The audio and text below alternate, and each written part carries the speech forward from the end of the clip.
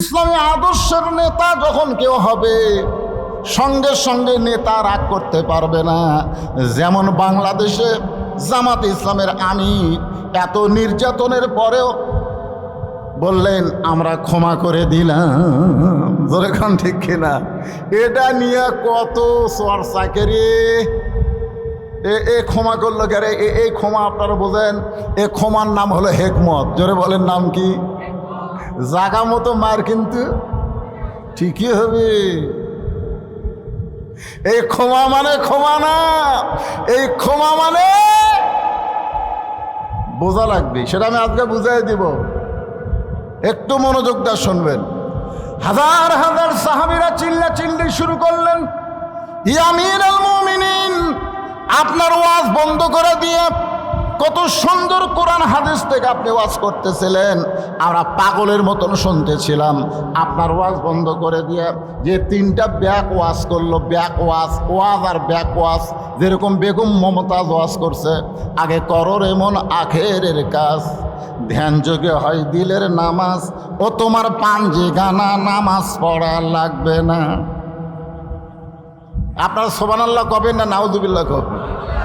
ওরে শরীয়তের মাওলানা, চোখ দুইটা করলা কানা, কোরআন হলো 90 পারা, কোরআন হলো 90 পারা, তোমরা খুঁজা দেখলা না। এরকম একজন নাস্তিক ইসলামের শত্রুকে দীর্ঘদিন সংসদের এমপি বানানো হয়েছিল। ধরে কোন ঠিক কিনা? চিন্তা করে দেখেন, আমাদের মতন আলেমদেরকেও পর্যন্ত মমতা ছাড়েনি। সংসদে বলেছে আমি সিয়াসাতটা পড়ি। মিজানুর রহমান আজহারি সহ যত আলেম বাংলাদেশের, এমনকি আল্লামা সাইদি হুজুরকেও মমতাজ গালি দিছে। জোরে কোন কথা ঠিক কিনা? 2 টাকার মমতাজ আল্লামা শফি রহমতুল্লাহ আলাইকে তেতুল হুজুর বলেছে। জোরে কোন কথা ঠিক? এ কথা কন না কেন? আহমদ শফি রহমতুল্লাহ আলাইর নাম শুনছেন? যিনি হাটহাজারী মাদ্রাসার উম্মুল মাদারের যাকে বলা হয়, ওই মাদ্রাসার যিনি প্রধান ছিলেন, যিনি হাজার হাজার আলেমদের ওস্তাদ, তাকে মমতাজ বলেছে তেতুল হুজুর। আপনারা বলেন তো, আমরা কিছু মমতাজের করবার পারছি? আমি একটু মমতাজের বিরুদ্ধে কয়েক কেস খেয়েছি, আপনারা কিছুই করেননি। হ্যাঁ ভাই রে, সমস্ত সাহাবীরা যখন হইচই শুরু করে দিলেন, ওমর ফারুক বললেন এজলিস, বসো। আমি ওমর যেখানে আছি তোমাদের আমির, আমি কিছু বলার আগে তোমরা হইচই করো কেন? বসো। সবাই যখন বসেছে, ওমর ফারুক বললেন ওয়াজ পাল্টাও। কি করো? ওয়াজ পাল্টাও। বেদিন সাহাবী বললেন আমি ওয়াজ পাল্টাবো না, আমি যে ওয়াজ করেছি আপনারা বুঝবার পারেন নাই। ওমর ফারুকের সামনে বলতেছে ইয়া আমিরুল মুমিনিন, আমি যে ওয়াজ করেছি আপনারা বুঝতে পারেন নাই। ওমর ফারুক মনে করলেন লোকটার মাথা খারাপ, পাগল হয়ে গেছে, মানসিক রোগী, তাকে জেলখানার মধ্যে বন্ধ করলেন। কারণ গণধোলাই খাওয়া থেকে ওই লোকটা হেফাজত করার জন্য ওমর ফারুক জেলখানায় বন্দি করলেন। জেলখানায় বন্দি করে যখন এশার নামাজ পড়ে হযরত ওমর বাড়িতে চলে গেলেন, বাড়িতে যাওয়ার পরে ওমর ফারুকের সামনে যখন তার বিবি খানা দেয়, ওমর ফারুকের বউ দূর থেকে হযরত ওমরের খাওয়া দেখে, কাছে কোনোদিন বসে খাবার দেয় না। আগে খাবার দিয়ে ওমর ফারুকের বউ দূরে গিয়া স্বামীর খাওয়া দেখে। হযরত ওমর ফারুক প্রত্যেক দিন খাবার আগে একটা দোয়া পড়েন, আল্লাহুম্মা বারিক লানা ফিমা রাযাকতানা ওয়াকিনা আযাবান নার। আল্লাহ রাসূল বলেছেন তুমি যখন খাবার সামনে পাবে, ইচ্ছা মতো তুমি খানা খাবা না, তোমার ক্ষুধাকে তুমি 3 ভাগ করবা।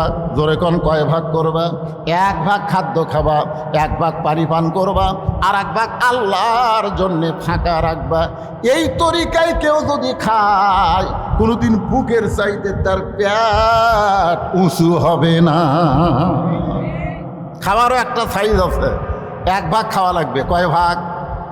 আপনি সামনে খালি গরুর গোস্ত, খাসির গোস্ত, মুরগির গোস্ত, ইলিশ মাছ, ওরে বাবারে আজকে একটা খাওয়া দিও রে। সমানে খাইতে খাইতে টুটি পর্যন্ত খাওয়ার পরে বলতে থেকে ভাই দই আছে, মিষ্টি খাওয়া সুন্নত। টুটি পর্যন্ত খেয়েও মিষ্টি খাবার চায়। আপনারা বলেন তো ওই কি নবীর তরিকা মোতাবেক খাচ্ছে? কথা কান খাচ্ছে? তোমার ক্ষুধাকে কয় ভাগ করো? এক ভাগ খাদ্য খাবেন। শোনেন, সবার জন্য বলতেছি, এক ভাগ পানি পান করবেন আর এক ভাগ ফাঁকা রাখবেন। আপনার এই বুকের উপর কোনোদিন ভুঁড়ি উঠবে না। বুকের উপর ভুঁড়ি ওঠা মানেই আপনি পুরুষ মানুষ দুর্বল হয়ে যাবেন। জোরে কান কথা ঠিক কি না? ওমর ফারুক দোয়া পড়ে খাবার শুরু করবেন। উমরের বউ দূর থেকে স্বামীর খাওয়া দেখেন, কারণ হযরত উমর প্রত্যেক দিন খাওয়া শেষ করে বিবির জন্য দোয়া করে, আল্লাহ যে বউটা আমাকে কষ্ট করে রুটি হালুয়া তৈরি করে দেয় ওই বউটাকে তুমি জান্নাত দিও। হাসরের ময়দানে আমি উমর বেহেশতের হুর গেলমান চাই না, আমার বউটাকে নিয়েই আমি জান্নাতে থাকতে চাই। আপনারা বলেন, কোনো স্বামী যদি এইরকম দোয়া করে তাহলে বউ খুশি হবে না বেজার হবে? আর আমরা কি দোয়া করি? আমরা দোয়া করি, আল্লাহ তুমি আমাকে জান্নাত দিও, আল্লাহ জান্নাতে হুর দিও। বউ চিন্তা করে খেরে জান্নাত চাইলো ঠিক আছে, জান্নাত আবার হুর কি? একদিন স্বামীকে বলছে, স্বামী হুর মানে কি? স্বামী বলছে যে হুর মানে সেই রকম সুন্দরী, তোর মতন বেয়া সাইদা না। তুই কি মনে করছিস দুনিয়াতে ঠকছি মরার পরে ঠকমকারে? কমপক্ষে 70টা হুর পামরে, এক একটা হুর সেই বলে পপি শাবনুর কুলাবি না রে। বউ চিন্তা করে কারেন্ট গেলে আমি পাখার বাতাস করি, ফাটা পাওয়াত আমি ভ্যাজলিন দিয়ে দেই, কত কষ্ট করে আমি ভাত পাক করে স্বামীরে খাওয়াই, আর সেই স্বামী আমাক বাদ দিয়ে বেহেশতের হুর চাই। এই স্বামী তো স্বার্থপর স্বামী। একদিন বউ দোয়া করতেছে, আল্লাহ আমাকে জান্নাত দিও, জান্নাতে হুরে দিও। স্বামী কয়, খেরে বউ হুরে কি? বলে হুরে হলো সুন্দর যুবক, তোমার মতন পাও ফাটা না। এখন আপনারা বলেন স্বামী স্ত্রীর মধ্যে মহব্বত হবে না গন্ডগোল হবে? এই জন্য ওমর ফারুক দোয়া করেছে, আল্লাহ যে বউটা কষ্ট করে আমাকে রুটি হালুয়া তৈরি করে দেয়, আমি দুনিয়া থেকে যখন চলে যাব জান্নাতে আমার এই বউটাকে আমি জান্নাতে চাই। এই দোয়াটা শোনার পরে ওমর ফারুকের বিবি খুশি হয়ে যায়, নিজের কষ্টের কথা আর মনের মধ্যে রাখতে পারে না। কিন্তু হযরত ওমর আজকে দোয়া পরে রুটি ছিঁড়ে যখন হালুয়া মুখে দিবার যাবে, এমন সময় ইন্নাল্লাহা ইয়ামুরুকুম আন তুআদ্দুল আমানাতি ইলা আহলিহা ওয়া ইযা হাকামতুম বাইনান নাস আন তাহকুমু বিল আদল। জোরে বলেন সুবহানাল্লাহ। এমন সময় আল্লাহর কোরআন ওমর ফারুকের সামনে এসে বলে, ওমর তোমাকে ক্ষুধা লাগতেছে আর তুমি খাইতেছো, কিন্তু যাকে কারাগারে বন্দি করেছো সে খাইছে কিনা একটাবার খবর নিয়েছো? সুবহানাল্লাহ জোরে কোন। 3টা খারাপ ওয়াজ করার জন্য যাকে হযরত ওমর জেলখানাত বন্দি করছে, বিবেক বলতেছে ওমর তুমি ক্ষুধা লাগতেছে আর রুটি হালুয়া খাইতেছ, কিন্তু যাকে কারাগারে বন্দি করছো সে খাইছে কিনা একটাবার খবর নিছো? আল্লাহ কোরআনে বলেছেন, ওয়াইযা হাকামতুম বাইনান নাস আন তাহকুমু বিল আদল। মানুষের ভিতরে তোমাকে যখন উচ্চ আসন দেওয়া হবে, চেয়ারম্যান করা হবে, মন্ত্রী করা হবে, এমপি করা হবে, তখন তুমি খাওয়ার আগে তোমাকে যারা ভোট দিয়ে নেতা বানাইছে তারা খাইছে কিনা একটাবার খবর নেওয়া লাগবে। জোরে বলেন কথা ঠিক? আল্লাহ নামের তুই মায়া লুকিয়ে রাখছেন হে আল্লাহ, জোরে লা ইলাহা ইল্লাল্লাহ, লা ইলাহা ইল্লাল্লাহ, লা ইলাহা ইল্লাল্লাহ, লা ইলাহা ইল্লাল্লাহ, লা ইলাহা ইল্লাল্লাহ, লা ইলাহা ইল্লাল্লাহ। অনেকেই জিকির করতে আপত্তি করতেছেন। আপনারা বলেন তো, পৃথিবীতে আল্লাহর পক্ষ থেকে সর্বপ্রথম যে ইবাদত তার নাম কি? কবার পারতেছেন? যখন নামাজ ছিল না, রোজা ছিল না, হজ ছিল না, যাকাতও ছিল না, ওই সময় একটাই মাত্র ইবাদত, তার নাম হলো জিকির। যারা বলেন তার নাম কি?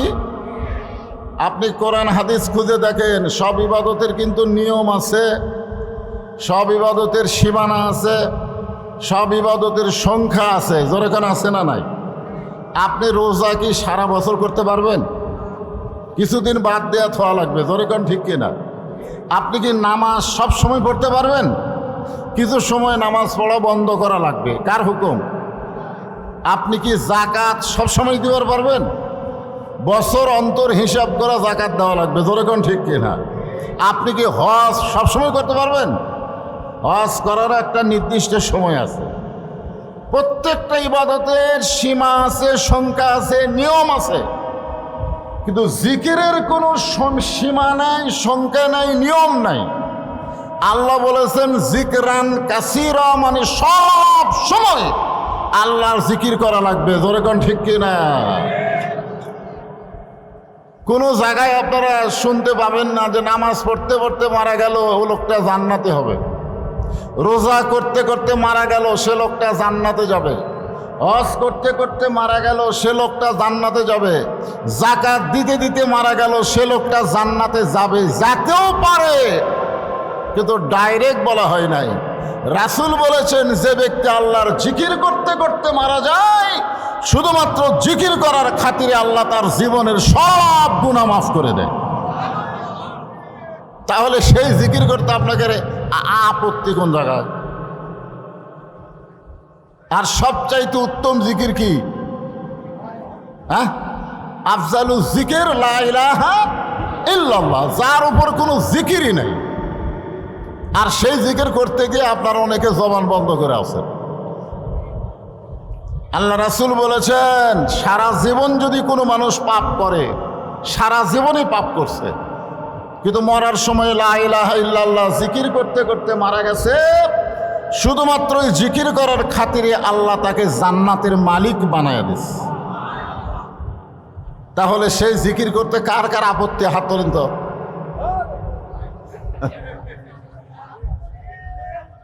মানে এই জেনারেটরের ভটভটি শব্দতে আপনারা ঠিক মতো শুনতে পাচ্ছেন।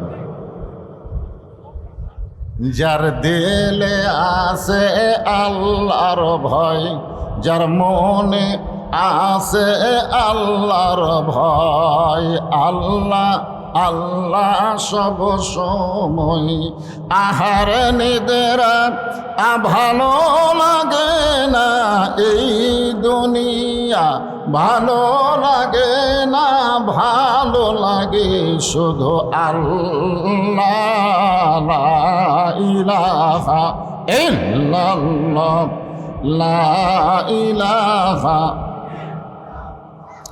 লা ইলাহা ইল্লাল্লাহ, লা ইলাহা ইল্লাল্লাহ, লা ইলাহা, লা ইলাহা ইল্লাল্লাহ, মুহাম্মাদুর রাসূলুল্লাহ। রাসূলের মহব্বতে এতক্ষণ জিকির করলেন কার? আর এইবারে যেটা আমরা উচ্চারণ করব সেটা রাসূলের মহব্বত। যখনই মোহাম্মদ রাসূলুল্লাহ কলেমার শেষে তেলাওয়াত করেছি, সঙ্গে সঙ্গে বলতে হবে সাল্লাল্লাহু আলাইহি ওয়াসাল্লাম। আপনারা বসে আছেন কোন জায়গায়? হ্যাঁ, জান্নাতে। ঠিকই আছে, কথা ঠিকই আছে। যেখানে কোরআন হাদিসের আলোচনা হয় ওই জায়গাকে বলা হয় জান্নাতের বাগান, রিয়াজুল জান্নাহ, বেহেশতের টুকরা। কিন্তু তারপরেও তো বগুড়ার এই জায়গার একটা নাম আছে, আছে না নাই? এই জায়গার নাম কি?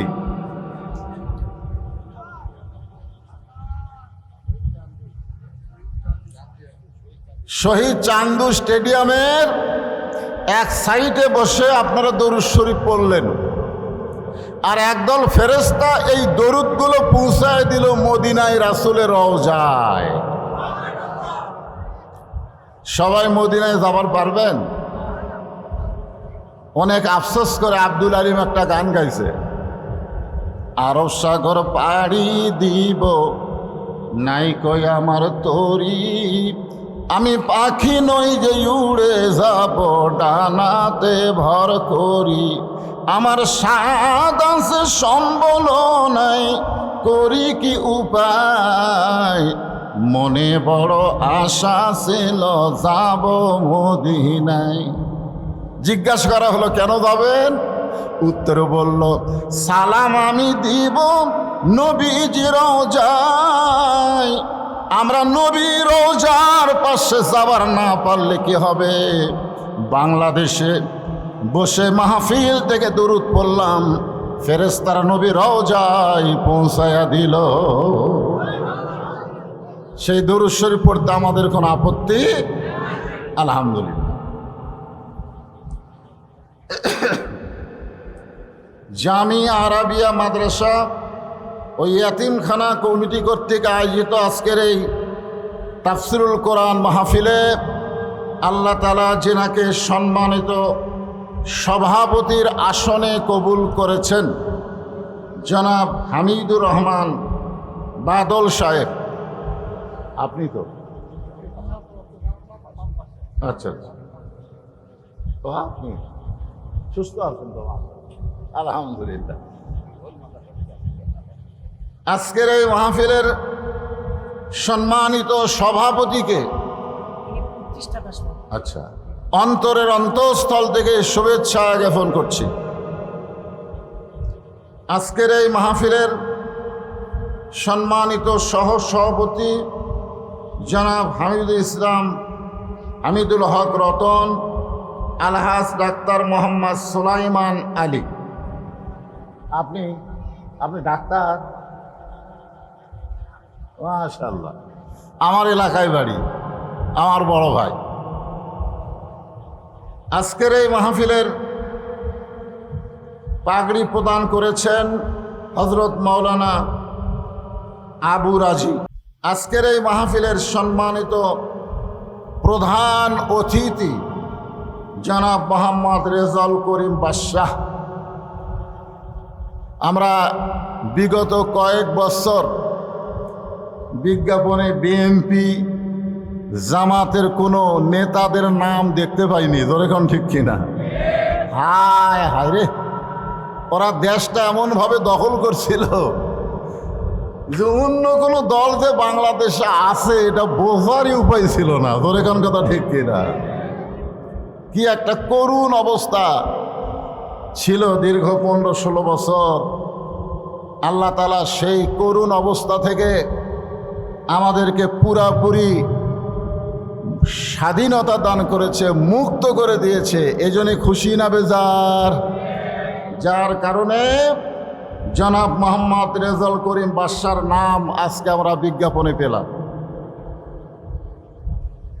আমন্ত্রিত মেহমান জনাব অধ্যক্ষ আবিদুর রহমান সোহেল, জামাত ইসলামের বগুড়া শহর শাখার আমির, আমার বন্ধু মানুষ। এছাড়াও সম্মানিত মেহমান হিসাবে আছেন জনাব মোহাম্মদ আজিজুল হক মজনু সাহেব। সম্মানিত বিশেষ অতিথির তালিকায় অনেকের নাম রয়েছে, সকলকেই অন্তরের অন্তঃস্থল থেকে আমি শুভেচ্ছা জ্ঞাপন করছি। এ সাইডে ভাবে দাঁড়িয়ে থাকে কতক্ষণ ওয়াজ শুনবেন? এর আগে আমি একবার আইছিলাম, মাগরিব থেকে বেশি সময় ওয়াজ করতে পারিনি। আজকে কি সেরকম কোনো? তো এই জন্য একটু ডাবিয়া বসেন, তো বসেন, একটু ভালোভাবে বসেন। এই মাটির উপরে বসবে কেন? বসার ব্যবস্থা করে দেন আপনারা।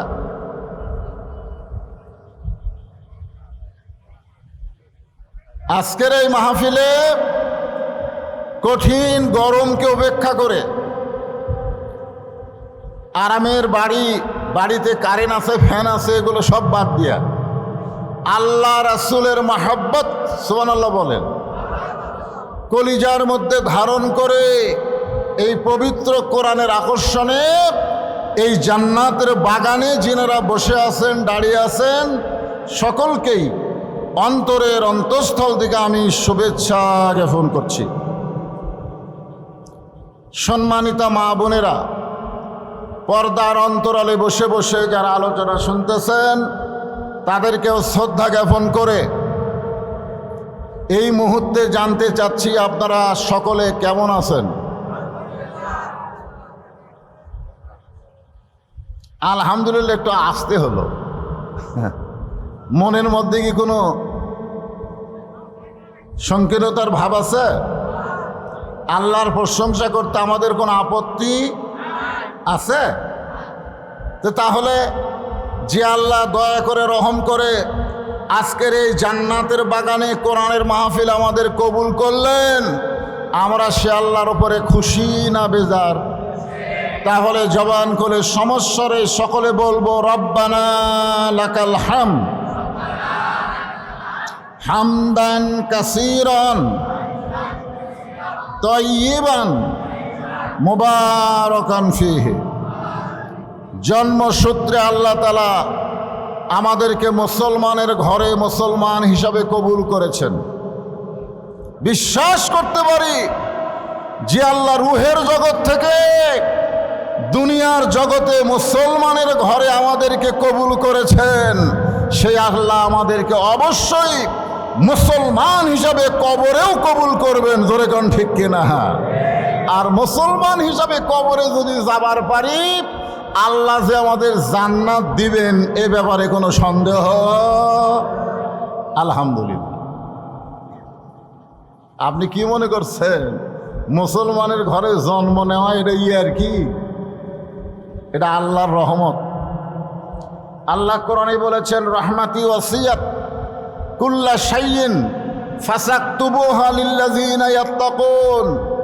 গোটা বিশ্বব্যাপী নানা ধরনের মানুষ বসবাস করে, মুসলমানের ঘরে আল্লাহ যাদেরকে কবুল করে কেবলমাত্র আল্লাহ তাদেরকেই রহমতে কবুল করেছে। বলেন সুবহানাল্লাহ। কারণ কি? কারণ হচ্ছে আল্লাহর কোরআন। আল্লাহ কোরআনে বলেছেন ওমাই ইয়াবতাগি গায়রাল ইসলামা দীনান ফালান ইউকবালা মিনহু। ভারতের একজন হিন্দু ঠাকুর বলেছেন, গতকাল ফেসবুকে দেখলাম, যে গোটা পৃথিবীতে যে হারে মানুষ মুসলমান হচ্ছে, আগামী 10 বছরে হয়তো পৃথিবীতে আর কোনো বিধর্মী খুঁজে পাওয়া যাবে না। সুবহানাল্লাহ বলে একটা হিন্দু বলেছে। কারণ সব ধর্মই যে ভেজাল, সব ধর্মই যে বাতিল, এ কথা কার? আল্লাহ কোরআনে বলেছেন ইসলাম ছাড়া অন্য কোনো ধর্ম কেউ যদি অন্বেষণ করে, গ্রহণ করে, লা ইউকবালা মিনহু, এইটা কবুল করা হবে না। কিছুদিন আগে বগুড়া জেলায় একজন এসপি ছিল হিন্দু মানুষ। জোরে কোন ঠিক কিনা? আমি বগুড়া জেলারই এক সাইটে এ আয়াত নিয়ে ওয়াজ করছিলাম। সেটা কে যেন এসপি সাহেবকে বলে দিছে যে মুসলমান ছাড়া অন্য কোনো ধর্ম গ্রহণ করলে আল্লাহ কবুল করবেন, আপনি যে হিন্দু মানুষ। তখন আমাকে জানানো হলো এটা সাম্প্রদায়িক ওয়াজ। কি ওয়াজ? সাম্প্রদায়িক। আপনারা বলেন তো কোরআনের কোন আয়াত কি সাম্প্রদায়িক? কোরআন কি কোনো সম্প্রদায়ের জন্যে? কোরআন হলো সমস্ত মানুষের জন্যে। তুমি হিন্দু, তুমি বৌদ্ধ, তুমি খ্রিস্টান, আল্লাহ তোমার জন্য সুযোগ দিয়েছে।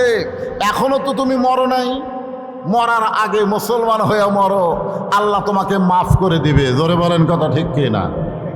তো আমাদেরকে আল্লাহ তাআলা মরার আগেই মুসলমানের ঘরে কবুল করেছেন। আল্লাহর প্রশংসা করার কারণ হলো আল্লাহ আমাদেরকে বিশ্ব নবী, বিশ্ব নেতার উম্মাত হিসাবে কবুল করেছে। যে নেতার আদর্শকে গ্রহণ করলে আপনার কোনো টেনশন করা লাগবে না, নেতা পালায়া যাবে, কর্মীরা বিপদে পড়বে, এরকম কোনো টেনশন নাই। বরং বিশ্বনবী বিশ্ব নেতা ঘোষণা করেছেন আমার সমস্ত অনুসারী যতক্ষণ জান্নাতে প্রবেশ না করবে, আমি নবী ততক্ষণ জান্নাতে প্রবেশ করব না। আমরা সেই নবীর উম্মত, সেই নবী হলেন আমাদের নেতা, যাকে গ্রহণ করার কথা আল্লাহ কোরআনে বলেছেন লাকাদ কানা লাকুম ফি রাসূলিল্লাহি উসওয়াতুন হাসানা। সফলতা যদি অর্জন করতে চাও, কোনো মানুষের চামচাগিরি না করে বিশ্বনবীর অনুসারী হয়ে যাও। জোরে বলেন কথা ঠিক? আমরা সেই নবীর উম্মত, আল্লাহ আমাদের কবুল করেছেন। এজন্য খুশি হয়ে জবান খুলে আরেকবার বলি আলহামদুলিল্লাহ। আমরা যে কোরআন থেকে তাফসির শুনব, আজকে আমি আপনাদেরকে যে আয়াতে কারিমা তেলাওয়াত করেছি, এই আয়াতটাকেই ব্যাখ্যা বিশ্লেষণ করে বুঝাইতে গিয়া এই মুহূর্তে আমি আপনাদেরকে এমন একটা জগতে নিয়ে যাব। জগৎ বুঝেন? সব জগতে গেলে কিন্তু আল্লাহ পাওয়া যায় না। আল্লাহ পাওয়ার আলাদা একটা জগৎ আছে। জোরে কোন কথা ঠিক কিনা? আপনারা বলেন তো, ব্রিটিশের আইন, ডক্টর কামালের সংবিধান মেনে যদি আমরা চলি এবং সেই মোতাবেক কথা বলি, তাহলে আমরা মারা গেলে ওই জগতে আল্লাহ পাওয়া যাবে না। আল্লাহ পাইতে গেলে নবীর তরিকা মোতাবেক আল্লাহর কোরআনকে সংবিধান হিসাবে গ্রহণ করা লাগবে। জোরে বলেন কথা ঠিক কিনা? হ্যাঁ, মনে করেন, আমি কিন্তু বলতেছি মনে করেন। কি করেন? মনে করেন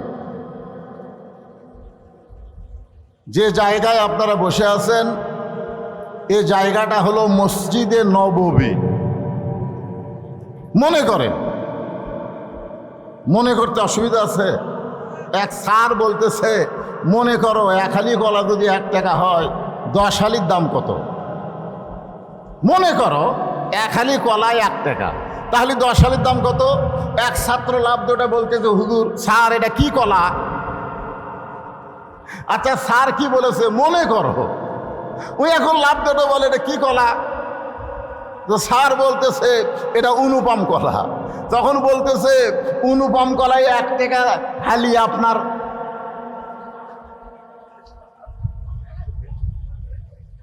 তা আপনাদেরকে আমি বলতেছি মনে করেন। কি করেন? যে জায়গায় বসে আছেন এই জায়গাটা হলো মসজিদে নববী। আর যারা ওয়াজ শুনতেছেন মনে করেন তারা হলো আল্লাহর নবীর সাহাবী।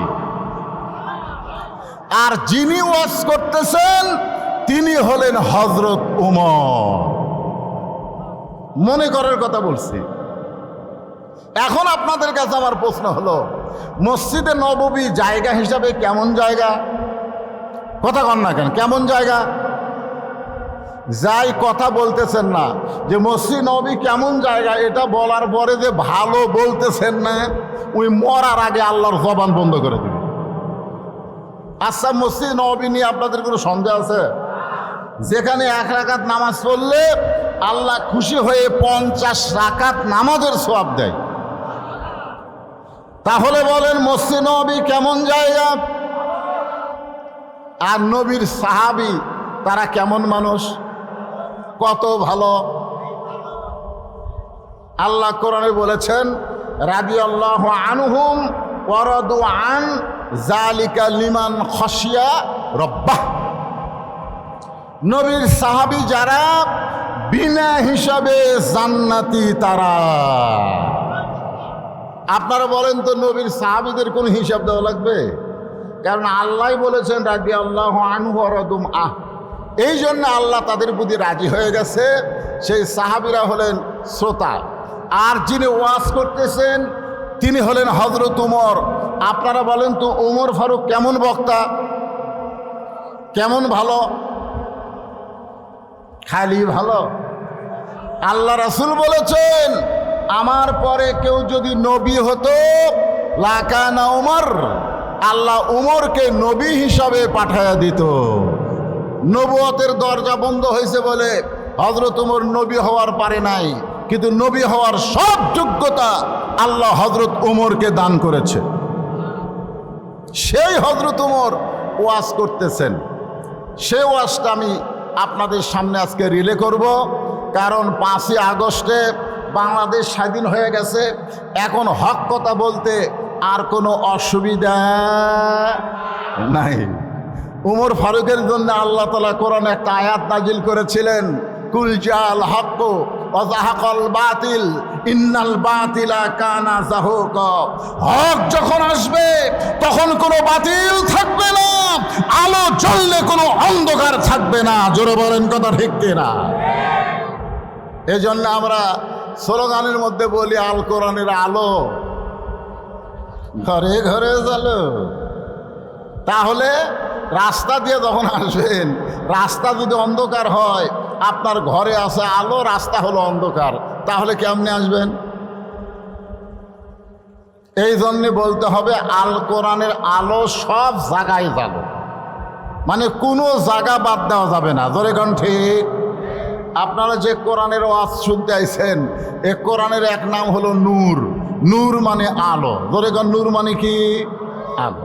আল্লাহ কোরআন সম্পর্কে বললেন, অনুনাজ্জিলু মিনাল কোরআনি মা হুয়া শিফাউ ওয়া রাহমাতুল লিল মুমিনিন।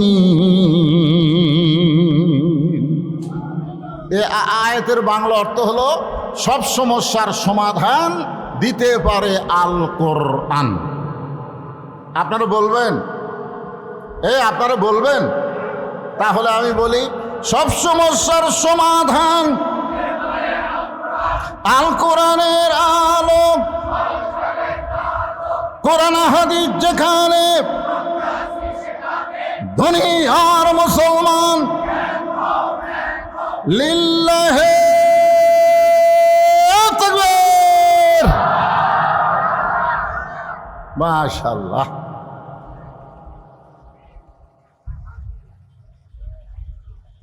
ওমর ফারুক যখন মসজিদের মেম্বরে বসে ওয়াজ করতেছেন, ওই সময় তিনি ছিলেন বাংলাদেশের মতন ৯৬টা দেশের খলিফা। খালি টুপিওয়ালা, জুব্বাওয়ালা, দাড়িওয়ালা মৌলবি বক্তা না, উনি হলেন আমাদের বাংলাদেশের মতন ৯৬টা দেশের রাষ্ট্রনায়ক, প্রধানমন্ত্রী কন, যাকে আরবিতে আমরা বলি খলিফা। ধরে বলেন কি? আমি কি? আমি একটা গ্রামের লোকে আমাকে মানে না, খলিফা তো দূরের কথা, আমার বউ পর্যন্ত আমাকে মানবার চাই না। এই জন্য আমার ওয়াজ আমি না করে হযরত ওমর ফারুকের ওয়াজ করতেছি। একটু মনোযোগ দিয়ে শুনবেন। যে হযরত ওমরের শানে আল্লাহ কোরআনে 23টা আয়াত নাজিল করেছে, বলেন সুবহানাল্লাহ। সেই হযরত ওমর আলোচনা করতেছেন, সাহাবীরা পাগলের মতন হযরত ওমরের কথাগুলো শুনতেছেন। কারণ বক্তা যখন আমল করে ওয়াজ করে, ওই কথাগুলোর তাসির শ্রোতার অন্তরে বেশি হয়। যার কারণে আল্লাহ বলেছেন, ওয়ামান আহসানু কওলাম মিম্মান দাআ ইলাল্লাহ ওয়া আমিলা সালিহান ওয়া ক্বালা ইন্নানী মিনাল মুসলিমিন। আপনারা আল্লাহর কোরআনের আয়াত শুনলে আপনাকে ঈমান বাড়ে না কমে? আল্লাহ কি বলেছেন? যাদাতুহুম ঈমানা ওয়া আলা রাব্বিহিম ইয়াতাওয়াক্কালুন ওয়া ইযা তুলিয়াত আলাইহিম আয়াতুহু যাদাতুহুম ঈমানান। কোরআনের আয়াত শুনলে মানুষের ঈমান বাড়ে না কমে? তো ঈমান বাড়ার লক্ষণ কি? চুপ থাকা। চুপ থাকা। খালি 16 বছর আমরা চুপ থাকার কারণে স্বৈরাচারী আমাকে মাথার উপর ছিল। জোরে কোন কথা ঠিক কিনা? কথা কয় না মানুষ। গত হাটে গোস্ত নিয়ে আইছে, আমি যুক্তি দিচ্ছি, 500 টাকা কেজি। পরের হাটে গেছে 550 টাকা, তারপরের হাটে গেছে 600 টাকা। প্রতি হাটে কয় টাকা করে বাড়তেছে? কিন্তু যাই গোস্ত কিনে ও কোনো কথা কয় না। কষাই দেখতেছে মানুষ যখন কথা কয় না, তখন ইচ্ছা মতোই দাম বাড়ান যাবে। ধরে কোন ঠিক কিনা? তখন বউ বলতেছে, স্বামী গো, হঠাৎ জামাই চলে আসলো, আজকে কিন্তু 1 কেজি নিলে হবে না, 2 কেজি নেওয়া লাগবে। এখন স্বামী 2 কেজি গোস্ত নেওয়ার জন্য 1200 টাকা নিয়ে গেছে। কয় টাকা? 1200 টাকা নিয়ে গেছে। 2 কেজি গোস্ত নিয়ে যেই মাত্র 1200 টাকা দিছে, তখন গোস্তওয়ালা বলতে যে ভাই গোস্তর দাম তো 1400। চিন্তা করতেছে 500 টাকার থেকে বারবার ধরলো, কোনো কথাবার্তা বললাম না। এখন কিনা লাগতেছে কত? 700। জোরে কোন কত?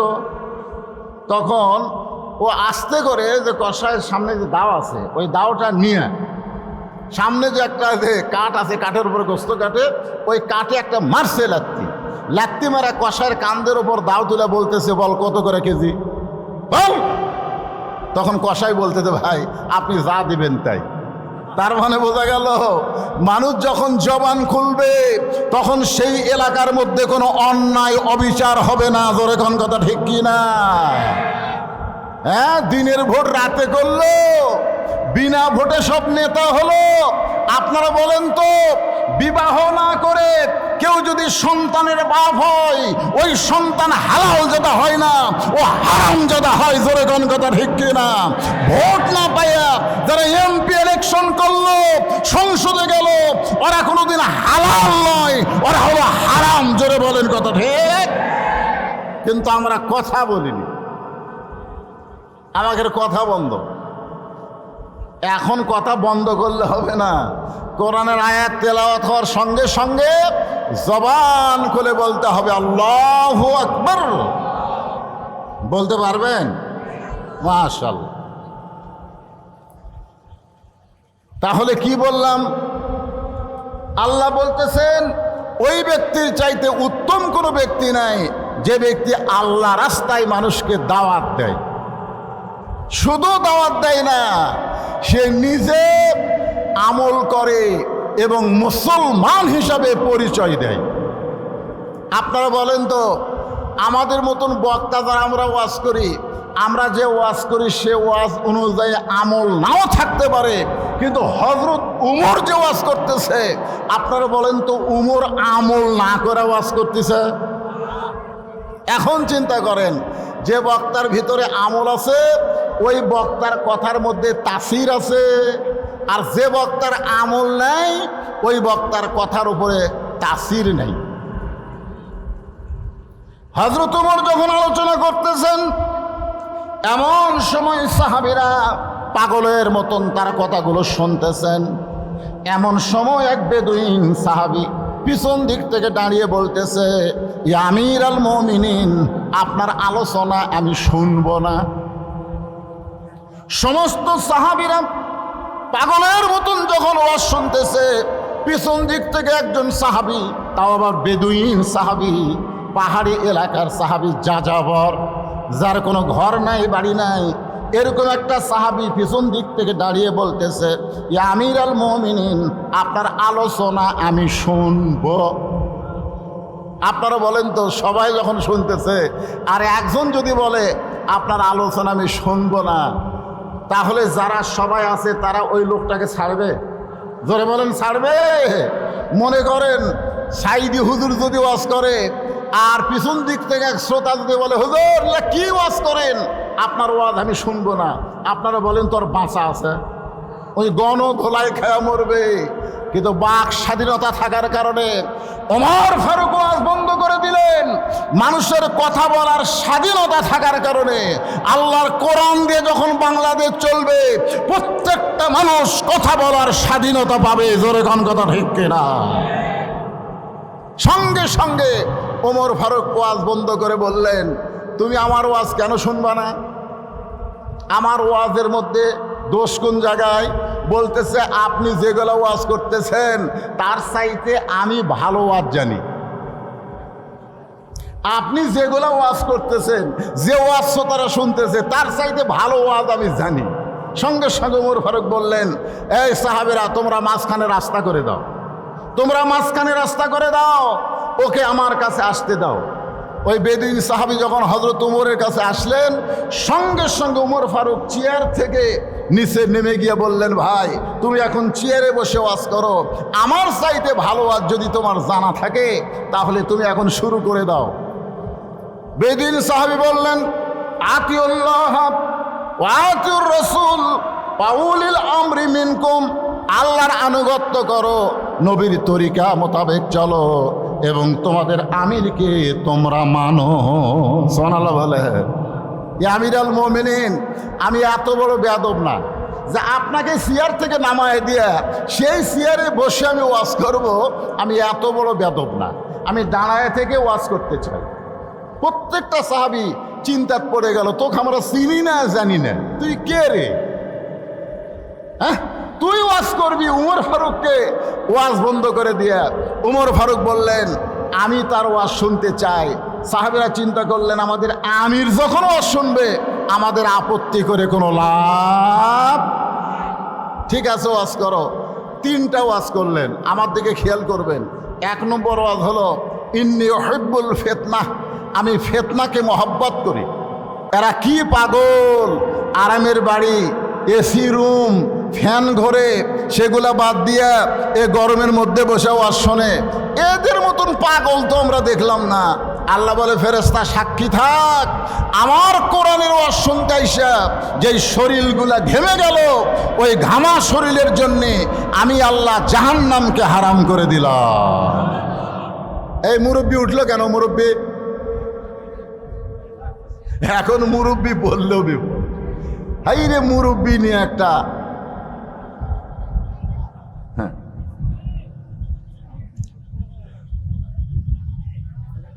কি বলতেছিলাম?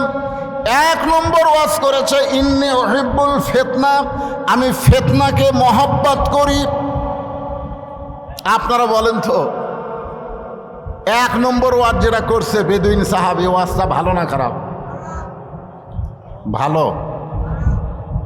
কি কয় রে? আল ফিতনা তো আসাদ্দু মিনাল কতল, আল ফিতনা তো আসাদ্দু মিনাল জিনা। ফিতনা হলো কতলের চাইতেও, জিনার চাইতেও মারাত্মক গুনাহ। এখন বর্তমান বাংলাদেশে আগামী নির্বাচনে আমরা সমস্ত ইসলামী দল একত্র হয়ে নির্বাচন করতে চাই। এর মধ্যে যদি কোনো এক দল ফিতনা বাজায়, কি মনে করতেছেন? আমরা মুজিব শাসন দেখেছি, দেখিনি? আমরা জিয়াউর রহমানের শাসন দেখেছি। কি কোন ভাই দেখেন নাই? আমরা এরশাদ চাচার শাসনও দেখেছি তো। আমরা বেগম জিয়ার শাসন দেখছি, আমরা হাসিনার শাসন দেখেছি, বেগম জিয়ার শাসন দেখেছি। আবার ভোট ছাড়া 16 বছর আমরা শাসন দেখলাম। এই 50 বছর হলে আমরা দেখতেছি মানব রচিত, মানুষের তৈরি আইন দিয়া শাসন। আগামীতে আমরা দেখতে চাই আল্লাহর কোরআনের বাংলাদেশ। ঠিক কিনা বলেন? আল্লাহর কোরআনের বাংলাদেশ যদি দেখবার চাই, তাহলে মনোযোগ ছাড়া আজকার ওয়াজ শোনার কোনো উপায় নেই। আসলেই তো ফিতনা খারাপ।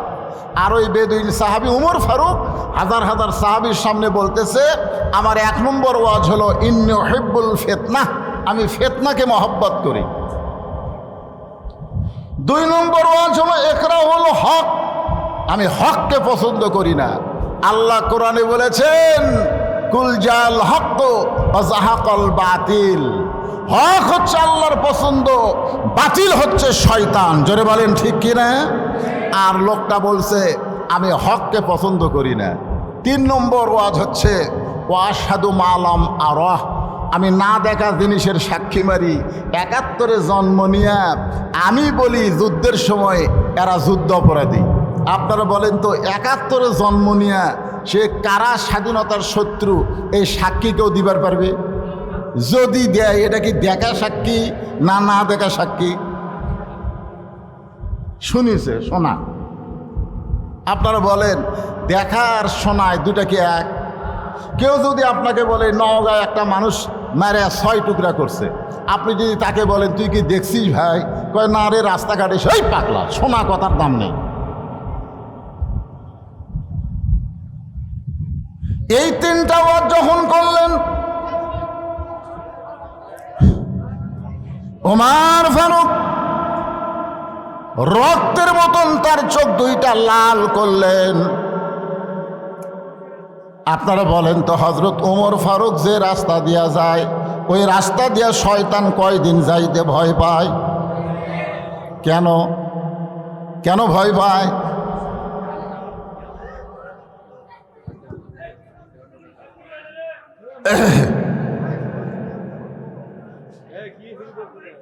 না, মাইক ঠিক থাকলে হবে না তো, শ্রোতার আমার দেখা লাগবে না?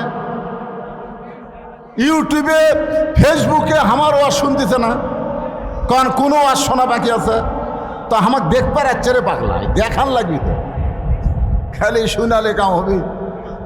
আজকে একটু আমার প্রাণ ভরে দেখবে, কালো মানুষ না হয় রে। না না, গুণের কথা বলতেছি না। হ্যাঁ, সবাই একটু দেখবার চাই কি চায় না? এমনকি মেয়েরা পর্যন্ত স্যাটেলাইট ছাড়া আর ওয়াজ শোনে না, যে বদরুল রশিদকে আমরা একটু প্রজেক্টরের মাধ্যমে দেখবার চাই। আপনারা করছেন কিনা সেটা জানি না।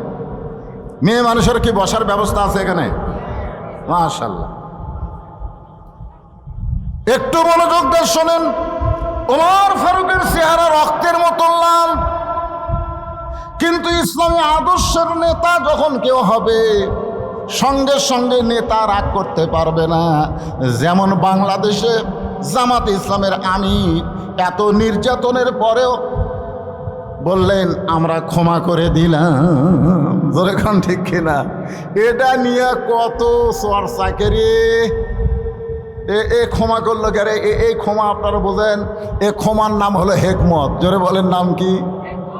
জাগা মতো মার কিন্তু ঠিকই হবে।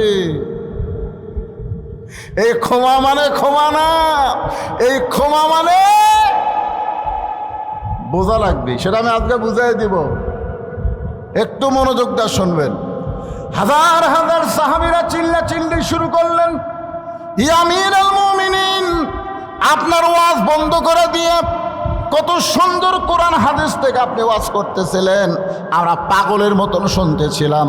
আপনার ওয়াজ বন্ধ করে দিয়ে যে তিনটা ব্যাক ওয়াজ করলো, ব্যাক ওয়াজ, ওয়াজ আর ব্যাক ওয়াজ, যেরকম বেগম মমতাজ ওয়াজ করছে, আগে করর এমন আখেরের কাজ, ধ্যান যোগে হয় দিলের নামাজ, ও তোমার পাঞ্জি গানা নামাজ পড়া লাগবে না।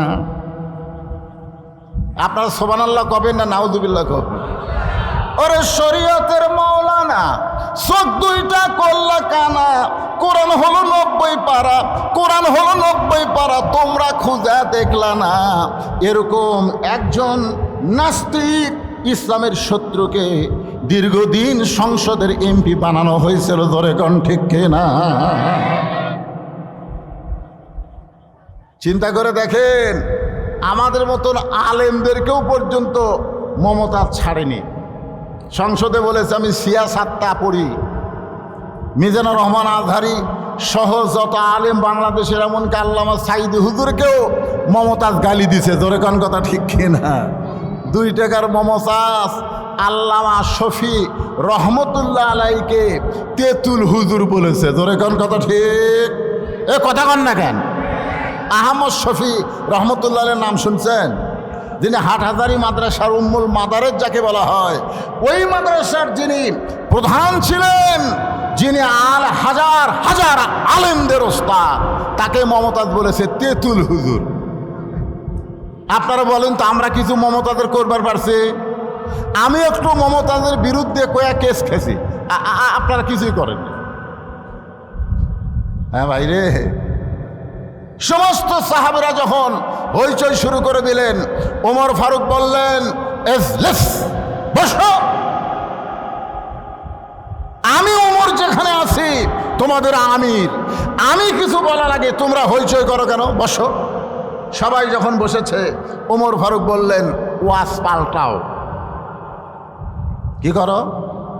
ওয়াজ পাল্টাও। বেদিন সাহাবী বললেন আমি ওয়াজ পাল্টাবো না, আমি যে ওয়াজ করেছি আপনারা বুঝবার পারেন নাই।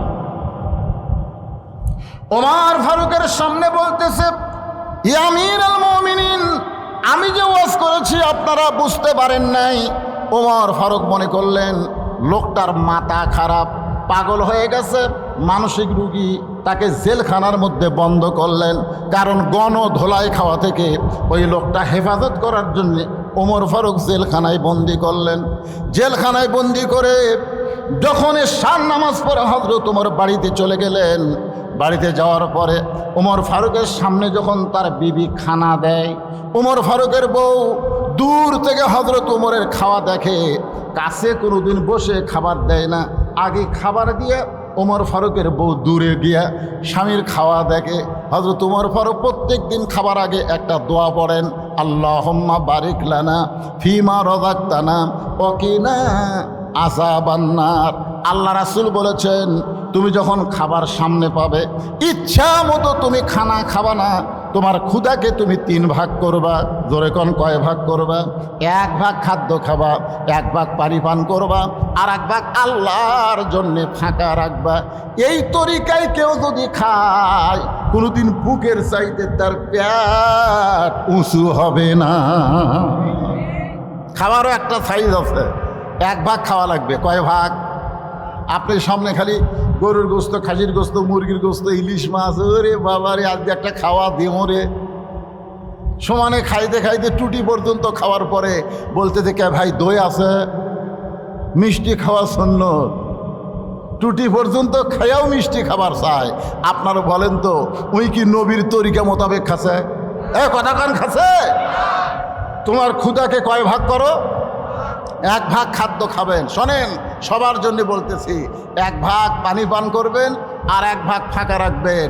আপনার এই বুকের উপর কোনোদিন ভুঁড়ি উঠবে না। বুকের উপর ভুঁড়ি ওঠা মানেই আপনি পুরুষ মানুষ দুর্বল হয়ে যাবেন। জোরে কান কথা ঠিক কি না?